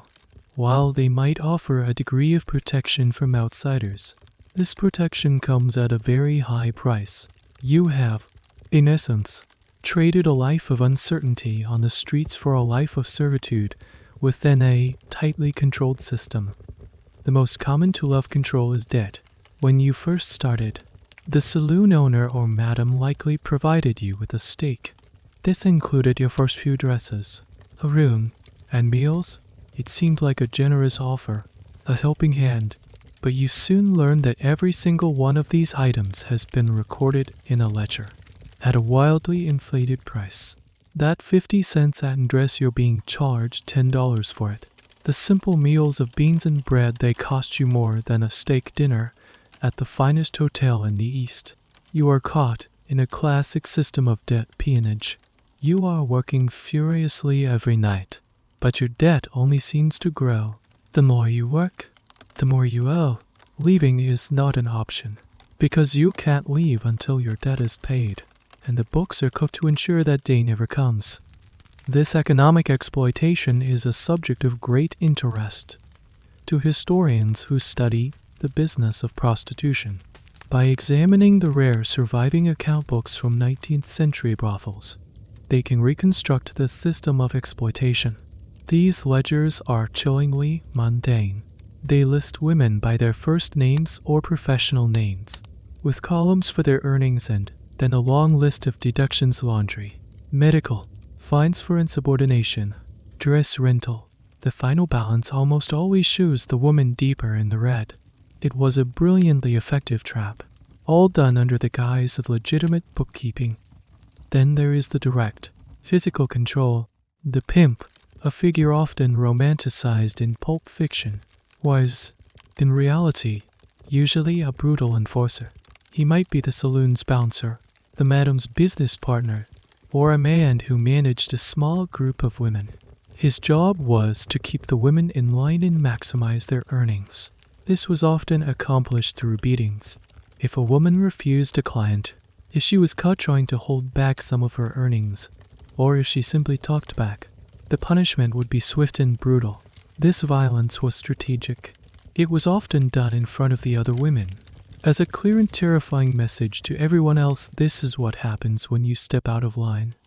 You also face violence and exploitation from your peers. In the high-pressure, competitive environment of the brothel, camaraderie is a rare and fragile thing. The hierarchy is strict. The newest and youngest women, who often earn the most, were frequently targets of jealousy and resentment from the older, more established prostitutes. This could manifest as petty theft, the spreading of malicious rumors to drive away clients, or even physical altercations. A particularly strange and sad detail of this life is the role of addiction. To cope with the physical pain, the emotional trauma, and the sheer soul-crushing boredom of the work. Many women turned to alcohol or opiates. Laudanum, a tincture of opium mixed with alcohol, was cheap, legal, and readily available from any druggist or general store. It was marketed as a remedy for everything from menstrual cramps to anxiety. For a prostitute, it was a blessed escape, a way to numb the senses and get through the night. Madams and pimps often encouraged this dependency. An addicted woman is a compliant woman. She is easier to control, and her need for the drug ensures she will never leave, as her supplier is also her employer. This cycle of addiction was another invisible chain that bound women to the life. The academic debate on the agency of these women is particularly relevant here. While the traditional view sees them as pure victims, completely powerless against these exploitative systems, some revisionist historians argue for a more nuanced picture. They point to rare instances of women successfully suing their employers for back wages, of women banding together to protest their conditions, or of women who managed to save enough money through cunning and secrecy to escape the life. These acts of resistance were incredibly rare and dangerous, but they show that even within this brutal system, some women fought back, asserting their humanity and agency in the face of overwhelming odds. You learn to be cunning. You find a loose floorboard in your room where you can hide a silver dollar or two from your nightly earnings. The tiny, secret rebellion against the rigged ledger downstairs. You learn to play the game, to feign loyalty to the madam while quietly planning your escape. But the walls are high. The system is designed to keep you here. You are a cog in a profitable machine, and the men who run it will not let you go easily. The bruises from a client might fade, but the scars from this systematic exploitation, the constant fear and the crushing weight of debt, are far deeper and more permanent. The brutal truth of the life is that it is not a career, it's a slow-motion catastrophe. The professional lifespan of a prostitute on the American frontier was shockingly, tragically short. For the vast majority of women who entered it, there was no retirement plan, no graceful exit into a quiet, respectable old age. The end came swiftly and was rarely peaceful. The average career of a frontier prostitute is a topic of much historical speculation, as records are sparse. However, based on census data, arrest records, and mortality rates, most historians estimate that a woman could only survive in the profession for about 5 years. After that, one of 3 things usually happened: she succumbed to disease, she was killed, or her body was simply too broken down to continue working. The first and most common exit was disease. As we've seen, the constant exposure to venereal diseases like syphilis, in an age without cures, was a death sentence. The progression of the disease would eventually make it impossible for her to work. The external source, the neurological decay, the visible sickness would make her untouchable to clients and a liability to her employer. Once she was cast out, her decline was swift. Without an income or a support system, she would die alone, often in a squalid rented room, an alleyway, or, if she was lucky, a charity hospital's pest house. The second exit was violence. The daily risk of being assaulted or murdered by a client was compounded by the dangers from pimps and rivals. A woman who was perceived as no longer useful or who knew too much could be quietly disposed of. The remote, lawless nature of many frontier areas made it frighteningly easy for a person to simply disappear. The body found in a shallow grave outside of town, if it was identified as belonging to a prostitute, would rarely trigger a serious investigation. Her death was seen as an occupational hazard, not a crime worth solving. The third exit was perhaps the most tragic in its own way: the simple, grinding wear and tear on the body. The constant physical toll of the work, combined with the effects of alcohol abuse, opiate addiction, poor nutrition, and frequent, untreated minor illnesses, aged a woman prematurely. A 25-year-old prostitute could easily look 40. Her health would break down. She would lose her teeth to mercury cures. Her looks would fade. and she would no longer be able to attract the high-paying clients. She would slip down the hierarchy, from the parlor house to the saloon, from the saloon to a low-rent crib, until she could no longer earn enough to even pay for her bed. At this point, she was of no use to anyone in the industry. A fascinating and heartbreaking occurrence was the marriage exit. Occasionally, a lonely miner or rancher would fall in love with a prostitute and offer to marry her, taking her away from the life. This is a staple of Western fiction. The hooker with a heart of gold who finds redemption through the love of a good man. The historical reality was far more complex and much less common. While these marriages did happen, they were fraught with peril. The woman's past would always follow her. She would forever be mocked by her former profession, often facing ostracism from the respectable women of the community. Her husband, too, might face ridicule. Furthermore, the power dynamic in such a relationship was deeply skewed. The woman was entirely dependent on her husband's goodwill, living in constant fear that he might one day throw her past in her face. This leads to a point of ongoing debate amongst social historians. Did these women see marriage as a genuine romantic escape, or as a pragmatic career change? Was it a move from one form of transactional relationship to another, trading the cash-based transactions of the brothel for the long-term economic security and domestic labor of marriage? The answer is likely as varied as the women themselves. For some, it may have been a desperate grab for the only lifeline offered. For others, it might have represented a genuine hope for a new beginning and a different kind of life. But for most, there was no such escape. The end was a grim, lonely affair. One of the saddest details found in the records of frontier towns are the paupers' graves. In the local cemetery, far away from the ornate headstones of the town's founding families, there would be a section of unmarked graves.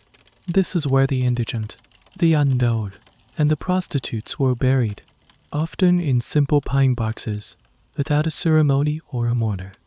You see it happening to the women around you. You see the vibrant, laughing girl you shared a drink with a year ago become a hollow-eyed, trembling addict. You see another woman, once the most sought-after girl in the saloon, now walking with a limp after a brutal beating. You see the constant churn, the new faces replacing the ones who have vanished. You look at your own reflection in the cloudy mirror, and you start to see the fine lines of exhaustion around your eyes, the slight hardening of your expression.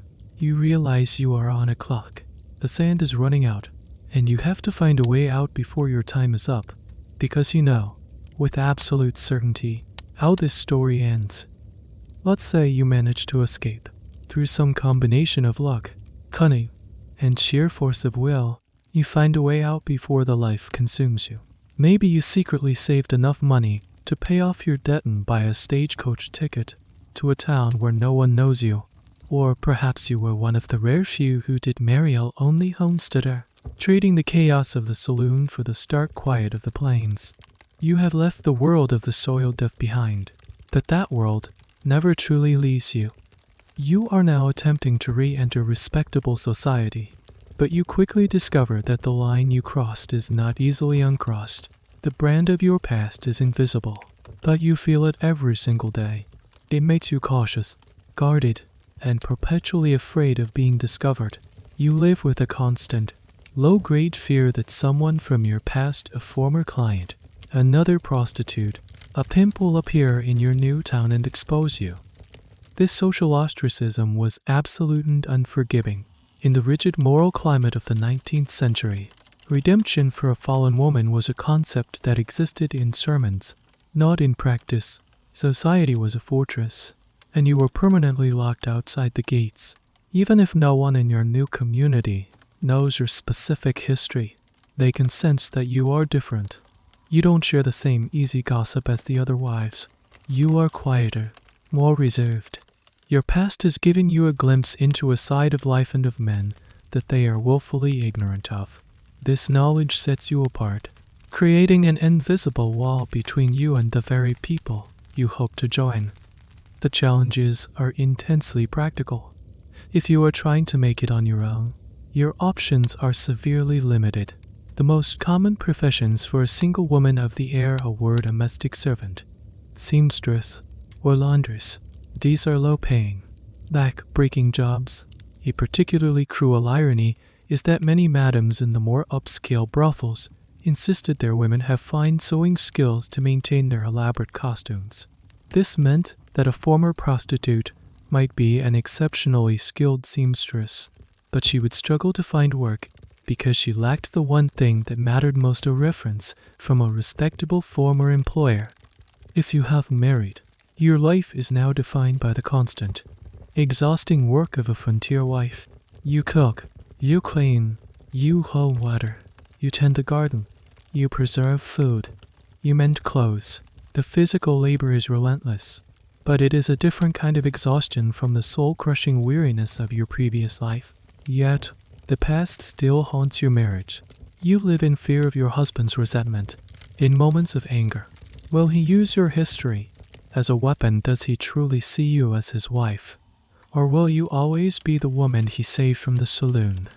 A debt you can never fully repay. This is a point of deep fascination for social historians, the psychological aftermath of prostitution on these women. While historical records are often silent on such internal matters, by reading between the lines of diaries, court testimonies, and the observations of others, the picture of profound, lasting trauma emerges. These women likely suffered from what we would now recognize as post-traumatic stress disorder (PTSD).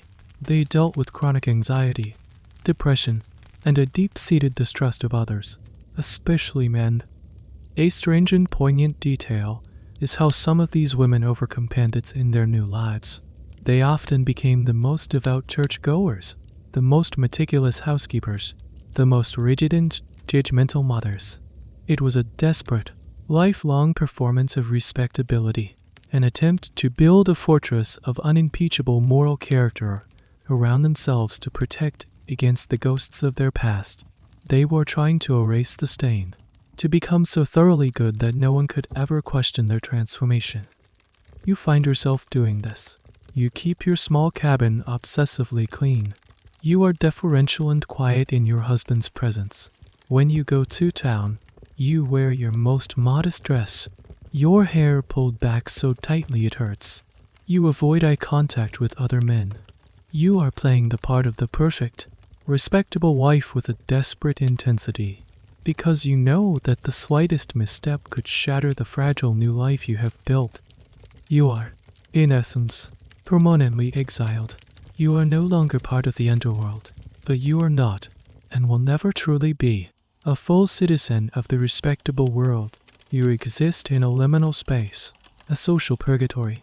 You have escaped the cage of the brothel, only to find yourself in a larger, more subtle prison of social convention and personal memory. The physical danger may be gone, but the psychological battle for your own soul, for your own sense of worth, will continue for the rest of your life. You may have survived the West, but a part of you will forever be its prisoner. Let's step back and widen the lens from the deeply personal stories of mail-order brides and soiled doves to the broader landscape of danger they inhabited. The fundamental problem for any woman in the West, regardless of her social standing, was the pervasive lack of law. The frontier wasn't just a geographical space, it was a legal vacuum.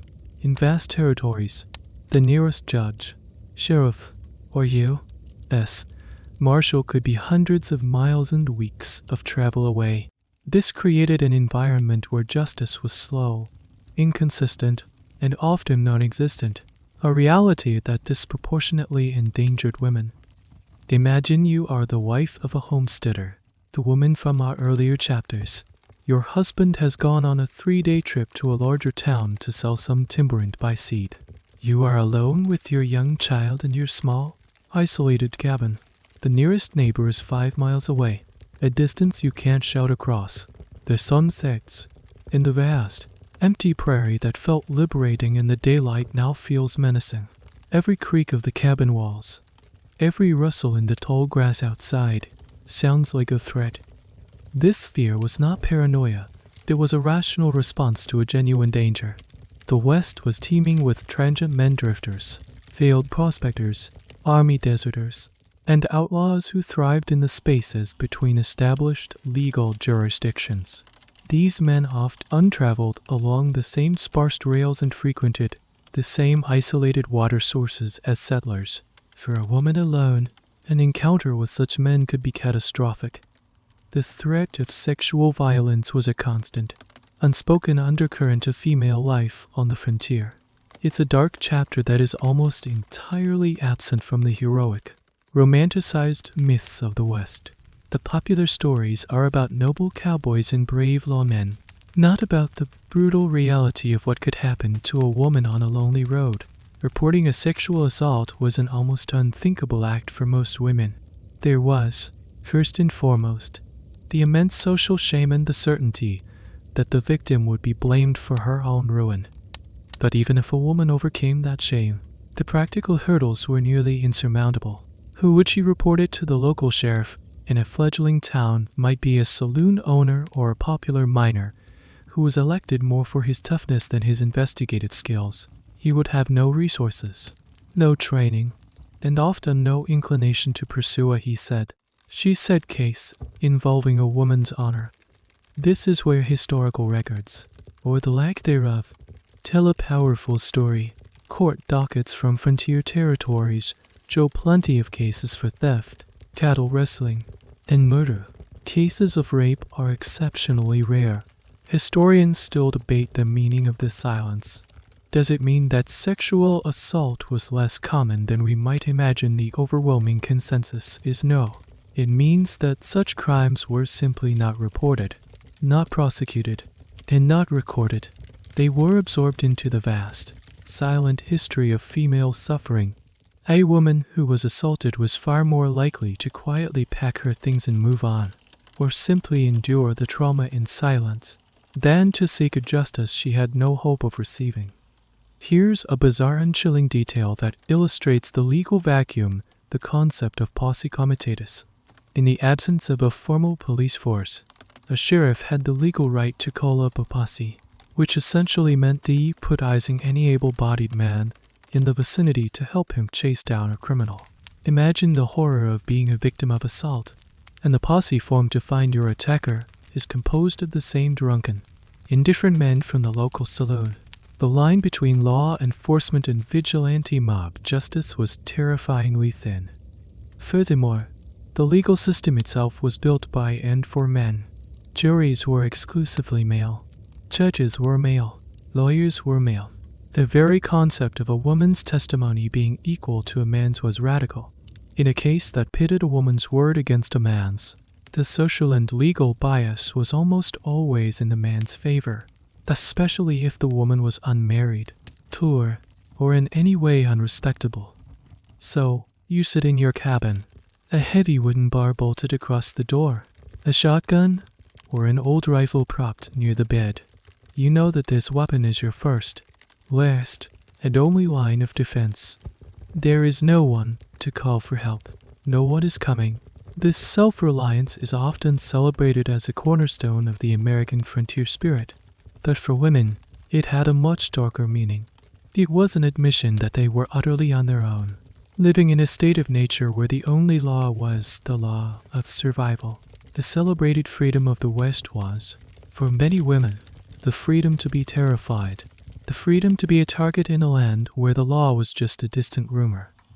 Now, let's turn the focus to you, not as the homesteader's wife or the saloon prostitute, but as another figure largely erased from the popular Western narrative, the woman traveling alone. Perhaps you're a teacher hired by a new township, a journalist on assignment for an Eastern magazine, or a woman heading west to claim an inheritance left by a deceased brother.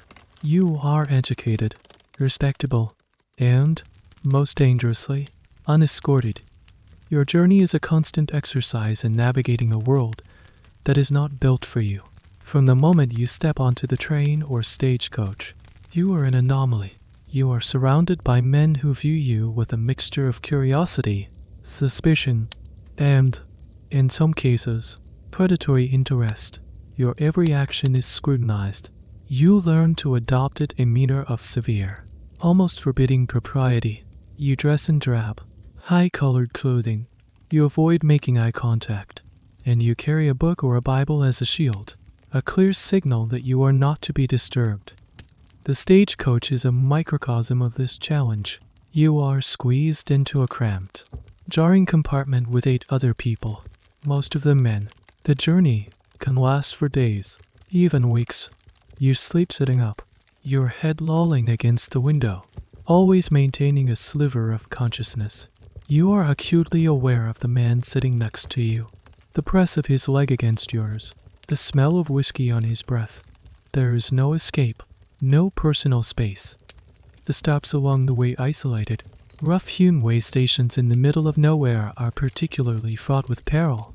These stations are often little more than a crude cabin or sod house, run by a single, grizzled attendant. They offer a wretched meal and, if you're lucky, a communal sleeping floor. As the only woman, you are given the privilege of a corner to yourself. Perhaps with a blanket hung up as a flimsy curtain, you lie there in the dark, listening to the snores and drunken muttering of the other passengers just feet away, clutching your bag, every sense on high alert. Here's a small, telling detail about the logistics of such travel: personal hygiene. For men, relieving themselves was a simple matter of stepping behind the stagecoach during a brief stop. For a woman, it was a complex and humiliating ordeal. You had to wait for a scheduled stop at a way station, which might be hours away, in hope that it offered a private, sanitary outhouse, a rarity. The lack of basic privacy and sanitation was not just an inconvenience, it was a constant source of vulnerability and stress. The greatest danger, however, comes from the men who prey on travelers. The West is rife with highwine and drifters who see a stagecoach not as a vehicle full of people, but as a treasure chest on wheels. A hold-up is a terrifying, chaotic event. The coach is forced to a stop by masked men on horseback, brandishing pistols. They are there for the mail sack and the strong cops, but they are also opportunists. This is a point where historical accounts become chillingly vague, and personal diaries often use euphemisms. An entry might read, "We were set upon by road agents. A terrible ordeal ensued." The phrase "a terrible ordeal" can cover a multitude of sins. For a woman traveler, a robbery was not just about the loss of property. It was about the terrifying possibility of being claimed by the outlaws as part of their loot. In a situation with no witnesses and no law, the bandits held the power of life, death, and violation. The debate among historians about the prevalence of such assaults is ongoing, precisely because the evidence is so sparse and coded. Criminals were unlikely to confess to such acts, and victims were even less likely to speak of them.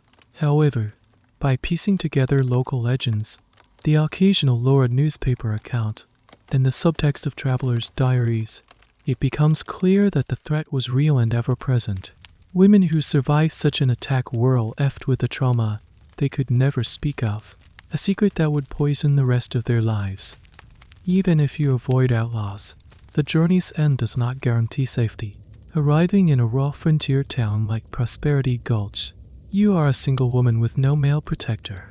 This makes you an immediate target for another kind of predator: the con man, the swindler, the seemingly charming gentleman who offers to help you. He might try to cheat you out of your inheritance, trick you into a fraudulent marriage to gain control of your property, or simply wear you down with unwanted advances until you are forced to leave town. Your journey through the West is a tightrope walk. You are constantly balancing the need to be assertive enough to conduct your business with the need to appear meek and unthreatening enough to avoid attracting the wrong kind of attention. You learn that your greatest asset is not your education or your money, but your ability to become invisible, to navigate this dangerous male world like a ghost. The romantic image of the intrepid pioneer woman is a myth. The reality is a story of quiet, constant, exhausting vigilance. The aftermath of a crime in the Wild West, especially a crime of a sexual nature, was often as traumatic as the event itself. Justice, as we've come to understand it, was a foreign concept. If you were a woman who had been assaulted, and you made the incredibly brave and rare decision to report it. You would not find a system designed to help you. Instead, you would find yourself at the center of a public spectacle where your own character, not your attackers, was put on trial. Let's imagine you've gone through with it. You've reported an assault to the local sheriff. The first thing that happens is that the story spreads through the town like wildfire. There are no sealed records, no victim privacy. Your name and your accusation become the topic of conversation in every saloon, general store, and blacksmith shop. You are no longer seen as a person, but as the protagonist in a sordid drama. If your attacker is a known drifter or outlaw, he will likely never be caught. He simply vanishes into the vastness of the territory. But what if he is a local man, a rancher, a merchant, someone with a standing in the community? Now, the town is forced to take sides, and the odds are not in your favor. He will have friends, business partners, people who will vouch for his good character. You, especially if you are a newcomer or a woman without a male protector, have only your word. Should the case actually make it to a trial, it would be held in a makeshift courtroom, often the very same saloon where the gossip about you has been festering. There would be a traveling judge, a circuit rider who visits the town only a few times a year. The jury would be composed of 12 men, pulled from the local population. These are the same men who have been discussing your case over poker games. They are your attacker's peers, not yours. This is where your life would be systematically dissected. The defense attorney, if your attacker could afford one, would not focus on the facts of the assault. He would focus on you. His entire strategy would be to prove that you are not a credible witness, that you are a woman of loose morals who either consented, encouraged the advances, or fabricated the story for some malicious reason. He would ask you questions that are designed to humiliate and discredit you. Have you ever been alone in a room with a man who was not your relative? Did you ever take a drink of whiskey? Why were you traveling alone? Is it not true that you smiled at the defendant on a previous occasion? Any deviation from the impossibly strict ideal of the demure, perfectly chaste Victorian woman would be used as evidence against you. Your past would be dredged up, the way you dress, the way you speak, the books you read, everything becomes proof of your flawed character. Here's a bizarre legal artifact from the era that sometimes comes into play: breach of promise lawsuits. A woman could sue a man for breaking off an engagement. While this seems unrelated, defense attorneys would sometimes twist this, arguing that a woman who was jilted might fabricate an assault charge as a form of revenge. This line of reasoning, which seems absurd today, was taken seriously in a world where a woman's primary value was seen in relation to her marriage prospects. The academic debate here centers on the function of these trials. Were they a genuine, if deeply flawed, attempt to find the truth, or were they a form of social ritual designed to reinforce the existing patriarchal order? The consensus among most social historians is that they were overwhelmingly the latter.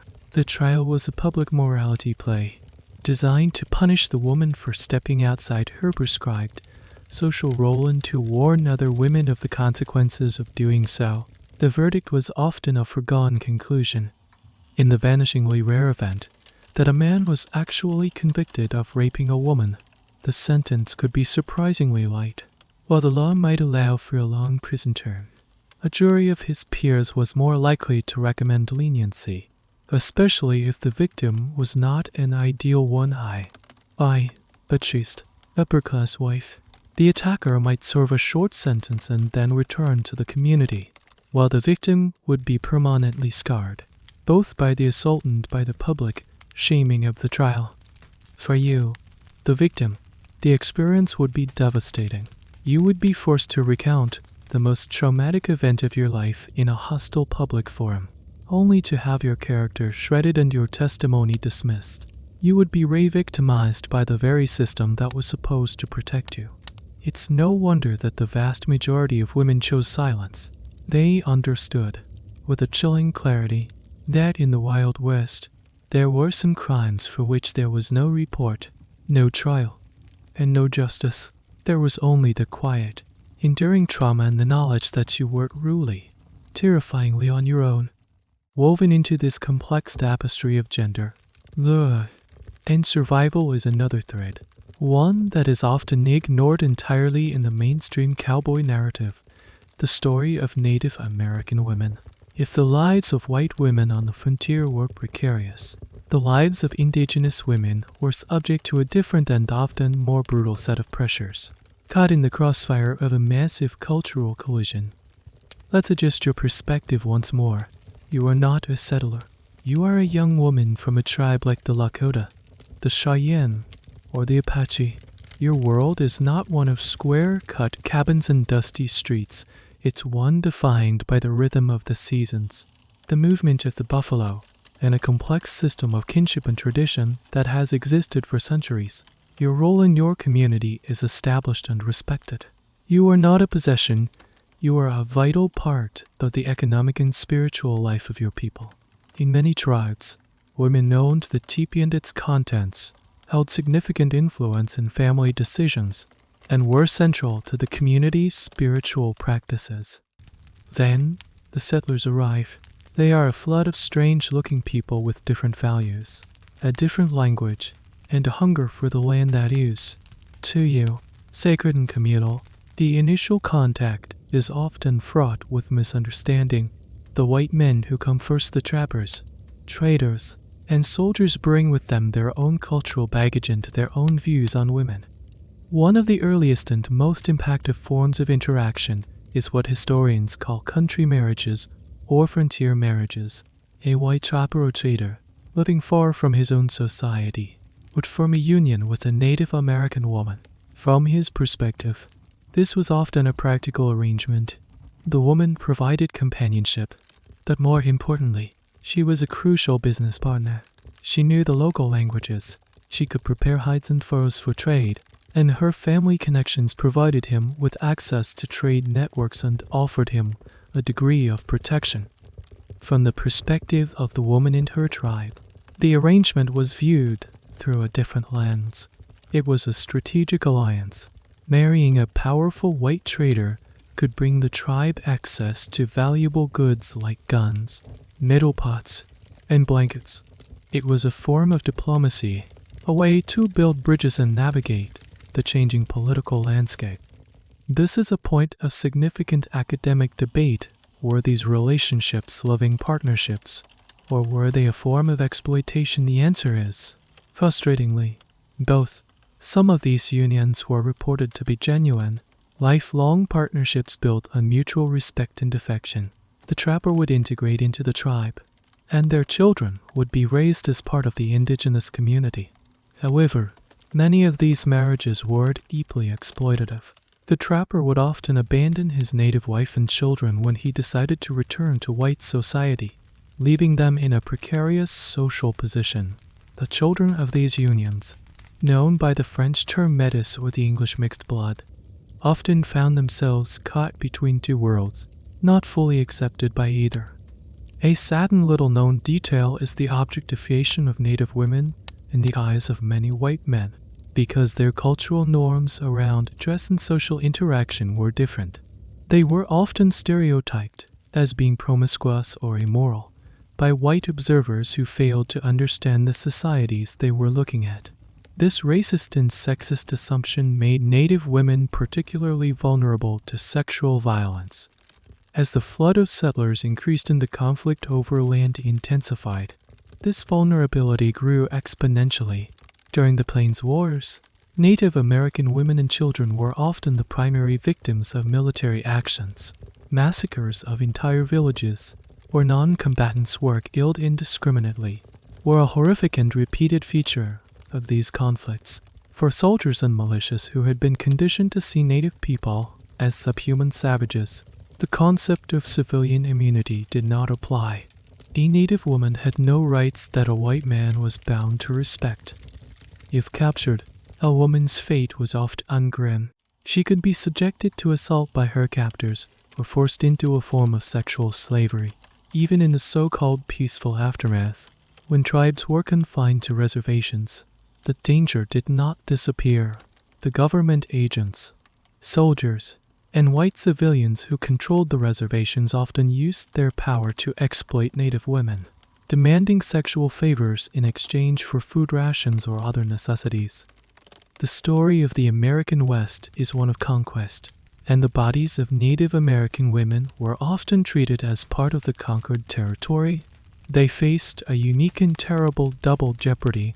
They were victims of the same racist violence as the men of their tribes, and they were victims of the same sexist violence as white women, but with none of the legal or social protections, however flimsy, that a white woman might have had. Their stories are a crucial, heartbreaking, and necessary part of understanding what the West was truly like. Their survival, and the survival of their culture in the face of this onslaught, is a testament to a resilience that is rarely acknowledged in the triumphant narrative of westward expansion. Now let's pull the camera back from the raw, chaotic frontier and pan across the continent to the stuffy, velvet-draped parlors of Boston, New York, and Philadelphia, while men and women in the West were navigating a reality of shotgun weddings and saloon brawls. The eastern states were in the firm grip of what we call the Victorian era. The contrast between the stated ideals of the nation and the reality on the ground was never more stark, and this hypocrisy is the key to understanding the deep-seated anxieties of the age. In your eastern part, the world is governed by a rigid and complex set of social codes. Life is a performance, and the goal is to project an image of perfect respectability.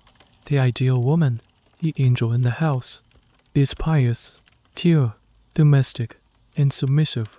Her body is a temple that must be shielded from the corrupting influences of the world. Her clothing is a fortress of propriety: high collars, long sleeves, and layers upon layers of petticoats, crinolines, and corsets designed to obscure the female form entirely. Sexuality is the great unspoken terror. It is never, ever to be mentioned in polite company. A respectable woman is not supposed to have any sexual feelings whatsoever. She is expected to endure the marital duty with a kind of serene, passional resignation. Medical experts of the day published books proclaiming that any sign of passion in a woman was a symptom of a dangerous nervous disorder, possibly leading to hysteria or nymphomania. This created an environment of profound ignorance and fear around the most natural human functions. Here's a bizarre and telling detail from the period. Furniture was designed to prevent temptation.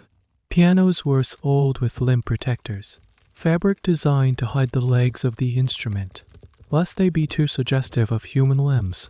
Books by male and female authors were to be kept on separate shelves unless the authors were married. This level of obsessive prudishness seems comical to us now, but it was a serious part of the Victorian social code. This official, publicly stated morality created an enormous psychological pressure.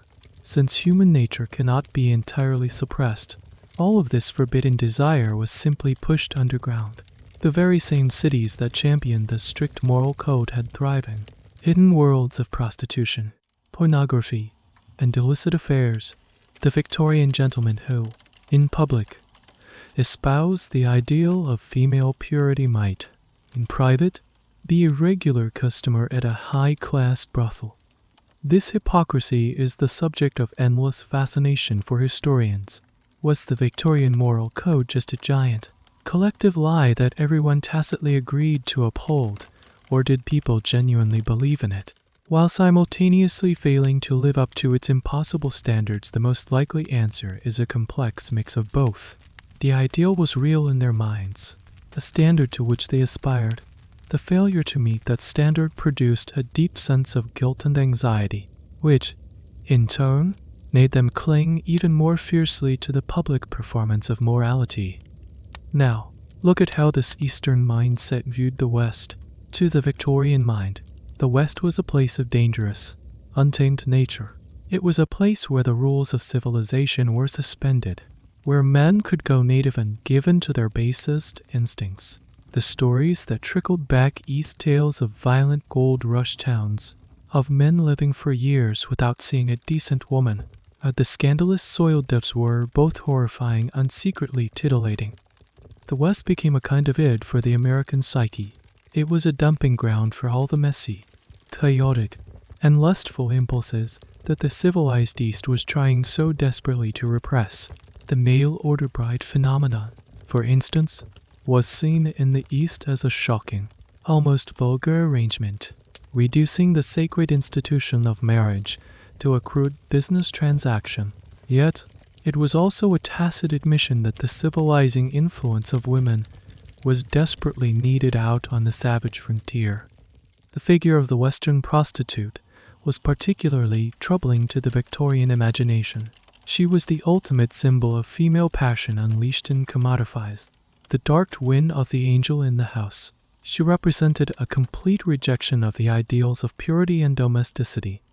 This deep-seated cultural hypocrisy explains so much about the bizarre contradictions of the West. The same man who would demand a shotgun wedding to preserve his bride's honor might be a regular visitor to the local brothel. The community that ostracized a woman for having a child out of wedlock was economically dependent on the business generated by the saloon and its public women. Everyone was trapped in this strange doublethink. They were trying to replicate the rigid social structures of the East in a place where those structures made no sense. The result was a society at war with itself. Torn between a puritanical moral code it felt obligated to uphold and the lawless, chaotic reality it inhabited every single day. The Wild West, as a historical period, was remarkably short-lived. The era of open ranges, lawless boomtowns, and dramatic gender imbalances really only lasted for about 30 years, roughly from the end of the Civil War in 1865 to the closing of the frontier, as famously declared by the U.S. Census Bureau in 1890.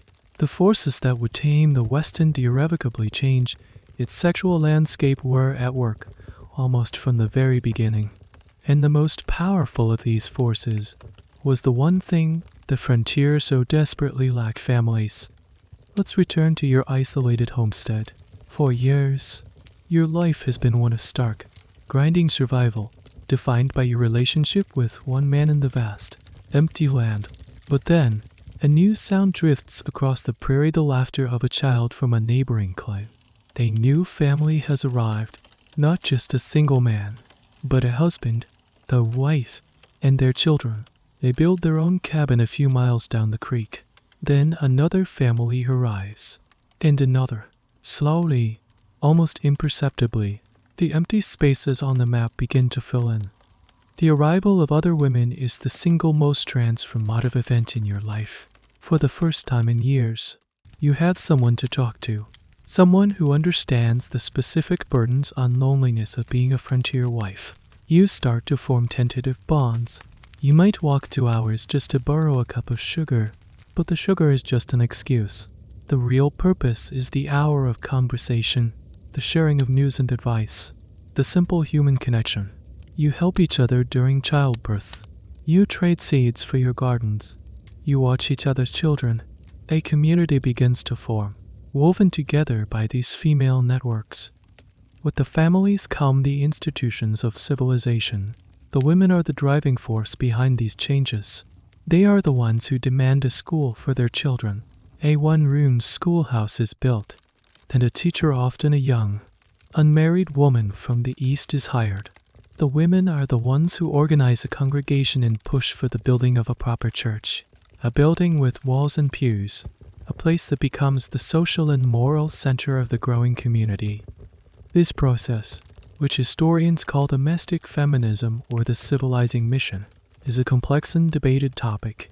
On one hand, these women were actively importing the restrictive Victorian social and moral codes that we've seen.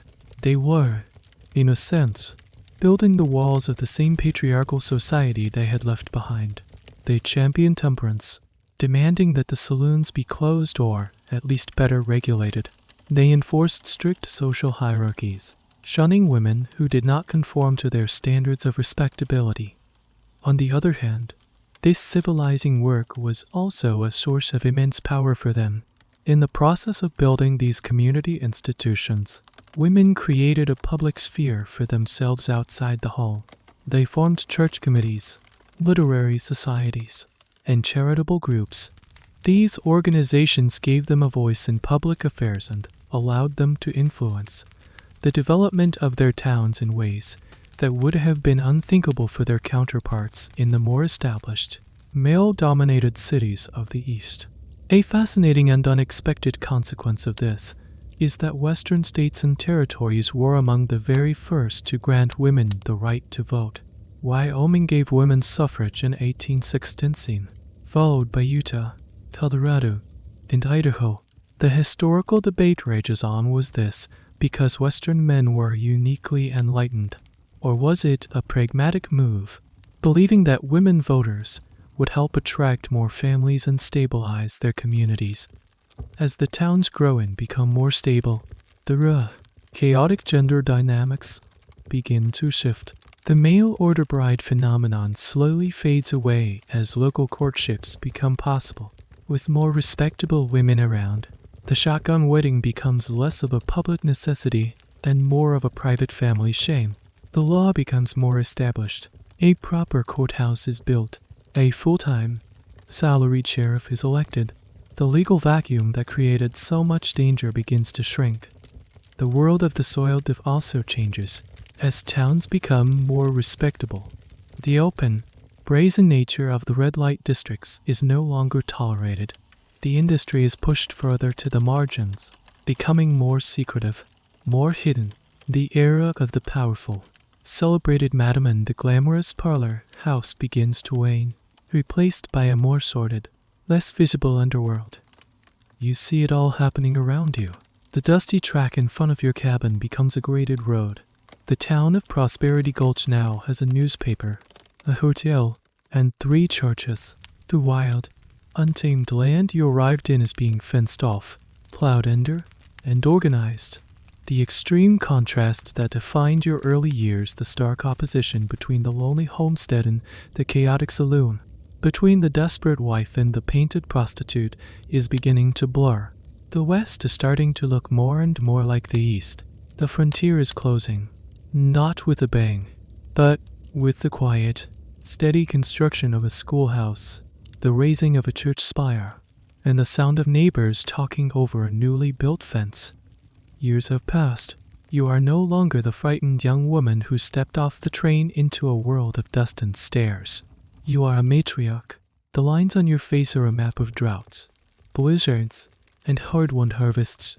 Your hands, though rough and calloused, are the hands that built a home, raised a family, and helped weave a community out of the raw wilderness.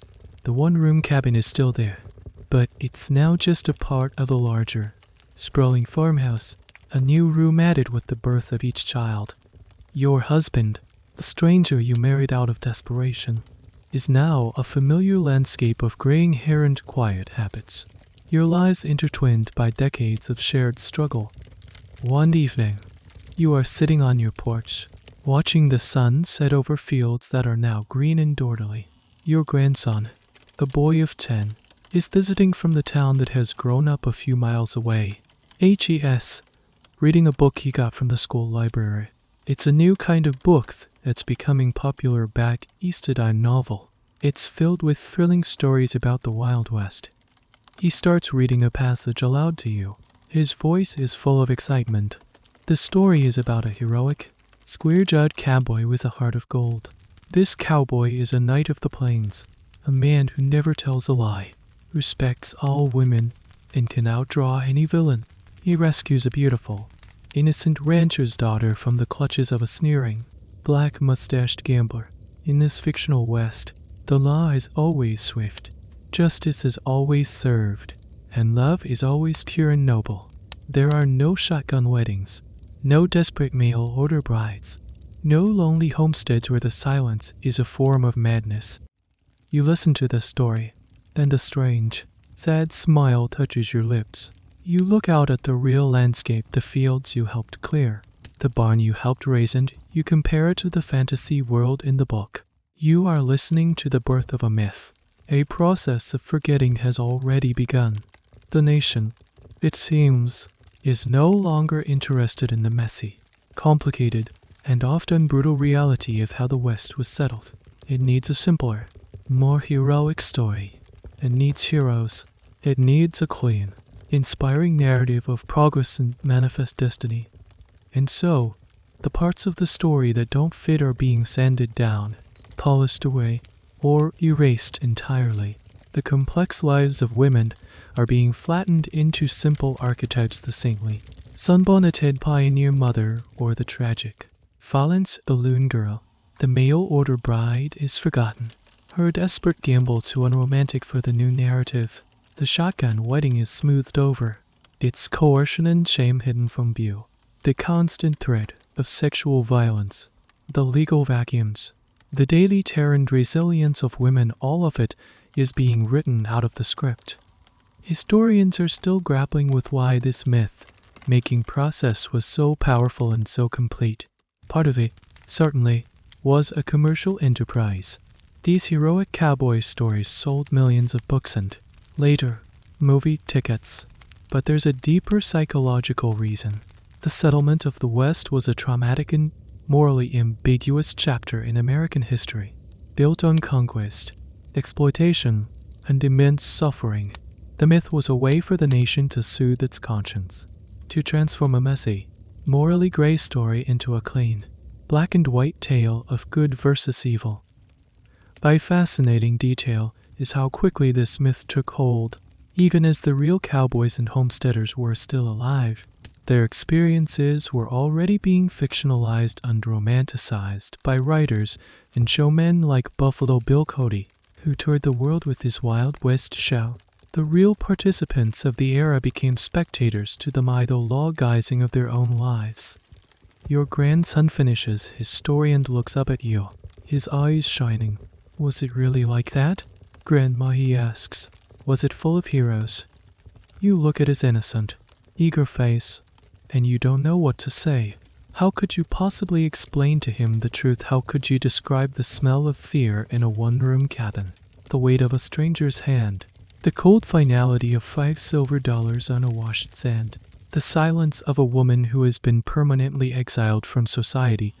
How do you explain that the real heroes of the West weren't the men with the fastest guns, but the women who survived, who endured, who built homes and families and communities in a world that was designed to break them? You don't. You can't. The truth is too heavy for a child's story. So you just smile again.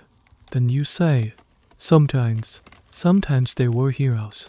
You let him keep his myth. But, as the last light of day fades from the sky, you sit with the silence and the memories, the ghosts of the real West that only you can see. The West that was, the West that is already being forgotten. Now, the world around you begins to soften. The sharp edges of memory start to blur. Like watercolor bleeding into a damp page, the porch you're sitting on seems to drift, untethered from the ground, floating gently on a current of cool night air. The chirping of the crickets, once a sharp, distinct sound, now melts into a single, continuous, soothing hum, a lullaby sung by the prairie itself. The story is over. The struggles of those long ago lives have faded. Their anxieties and fears finally laid to rest, becoming just faint echoes in the vast, quiet expanse of time. You can feel a gentle weightlessness, as if the heavy burdens of the day, the worries and the lists you carry in your mind, are dissolving one by one, turning into harmless wisps of smoke that drift away into the star-dusted sky. Your breathing slows, deepening into a soft, easy rhythm, in sync with the gentle pulse of the sleeping world. You are no longer on the frontier, no longer a spectator to history. You are simply here, in this calm, safe space, enveloped in warmth and quiet. The journey is done, and now there is only rest. The path into your dreams is clear, a soft, welcoming trail that leads to a place of peace. Let go, drift, sleep now.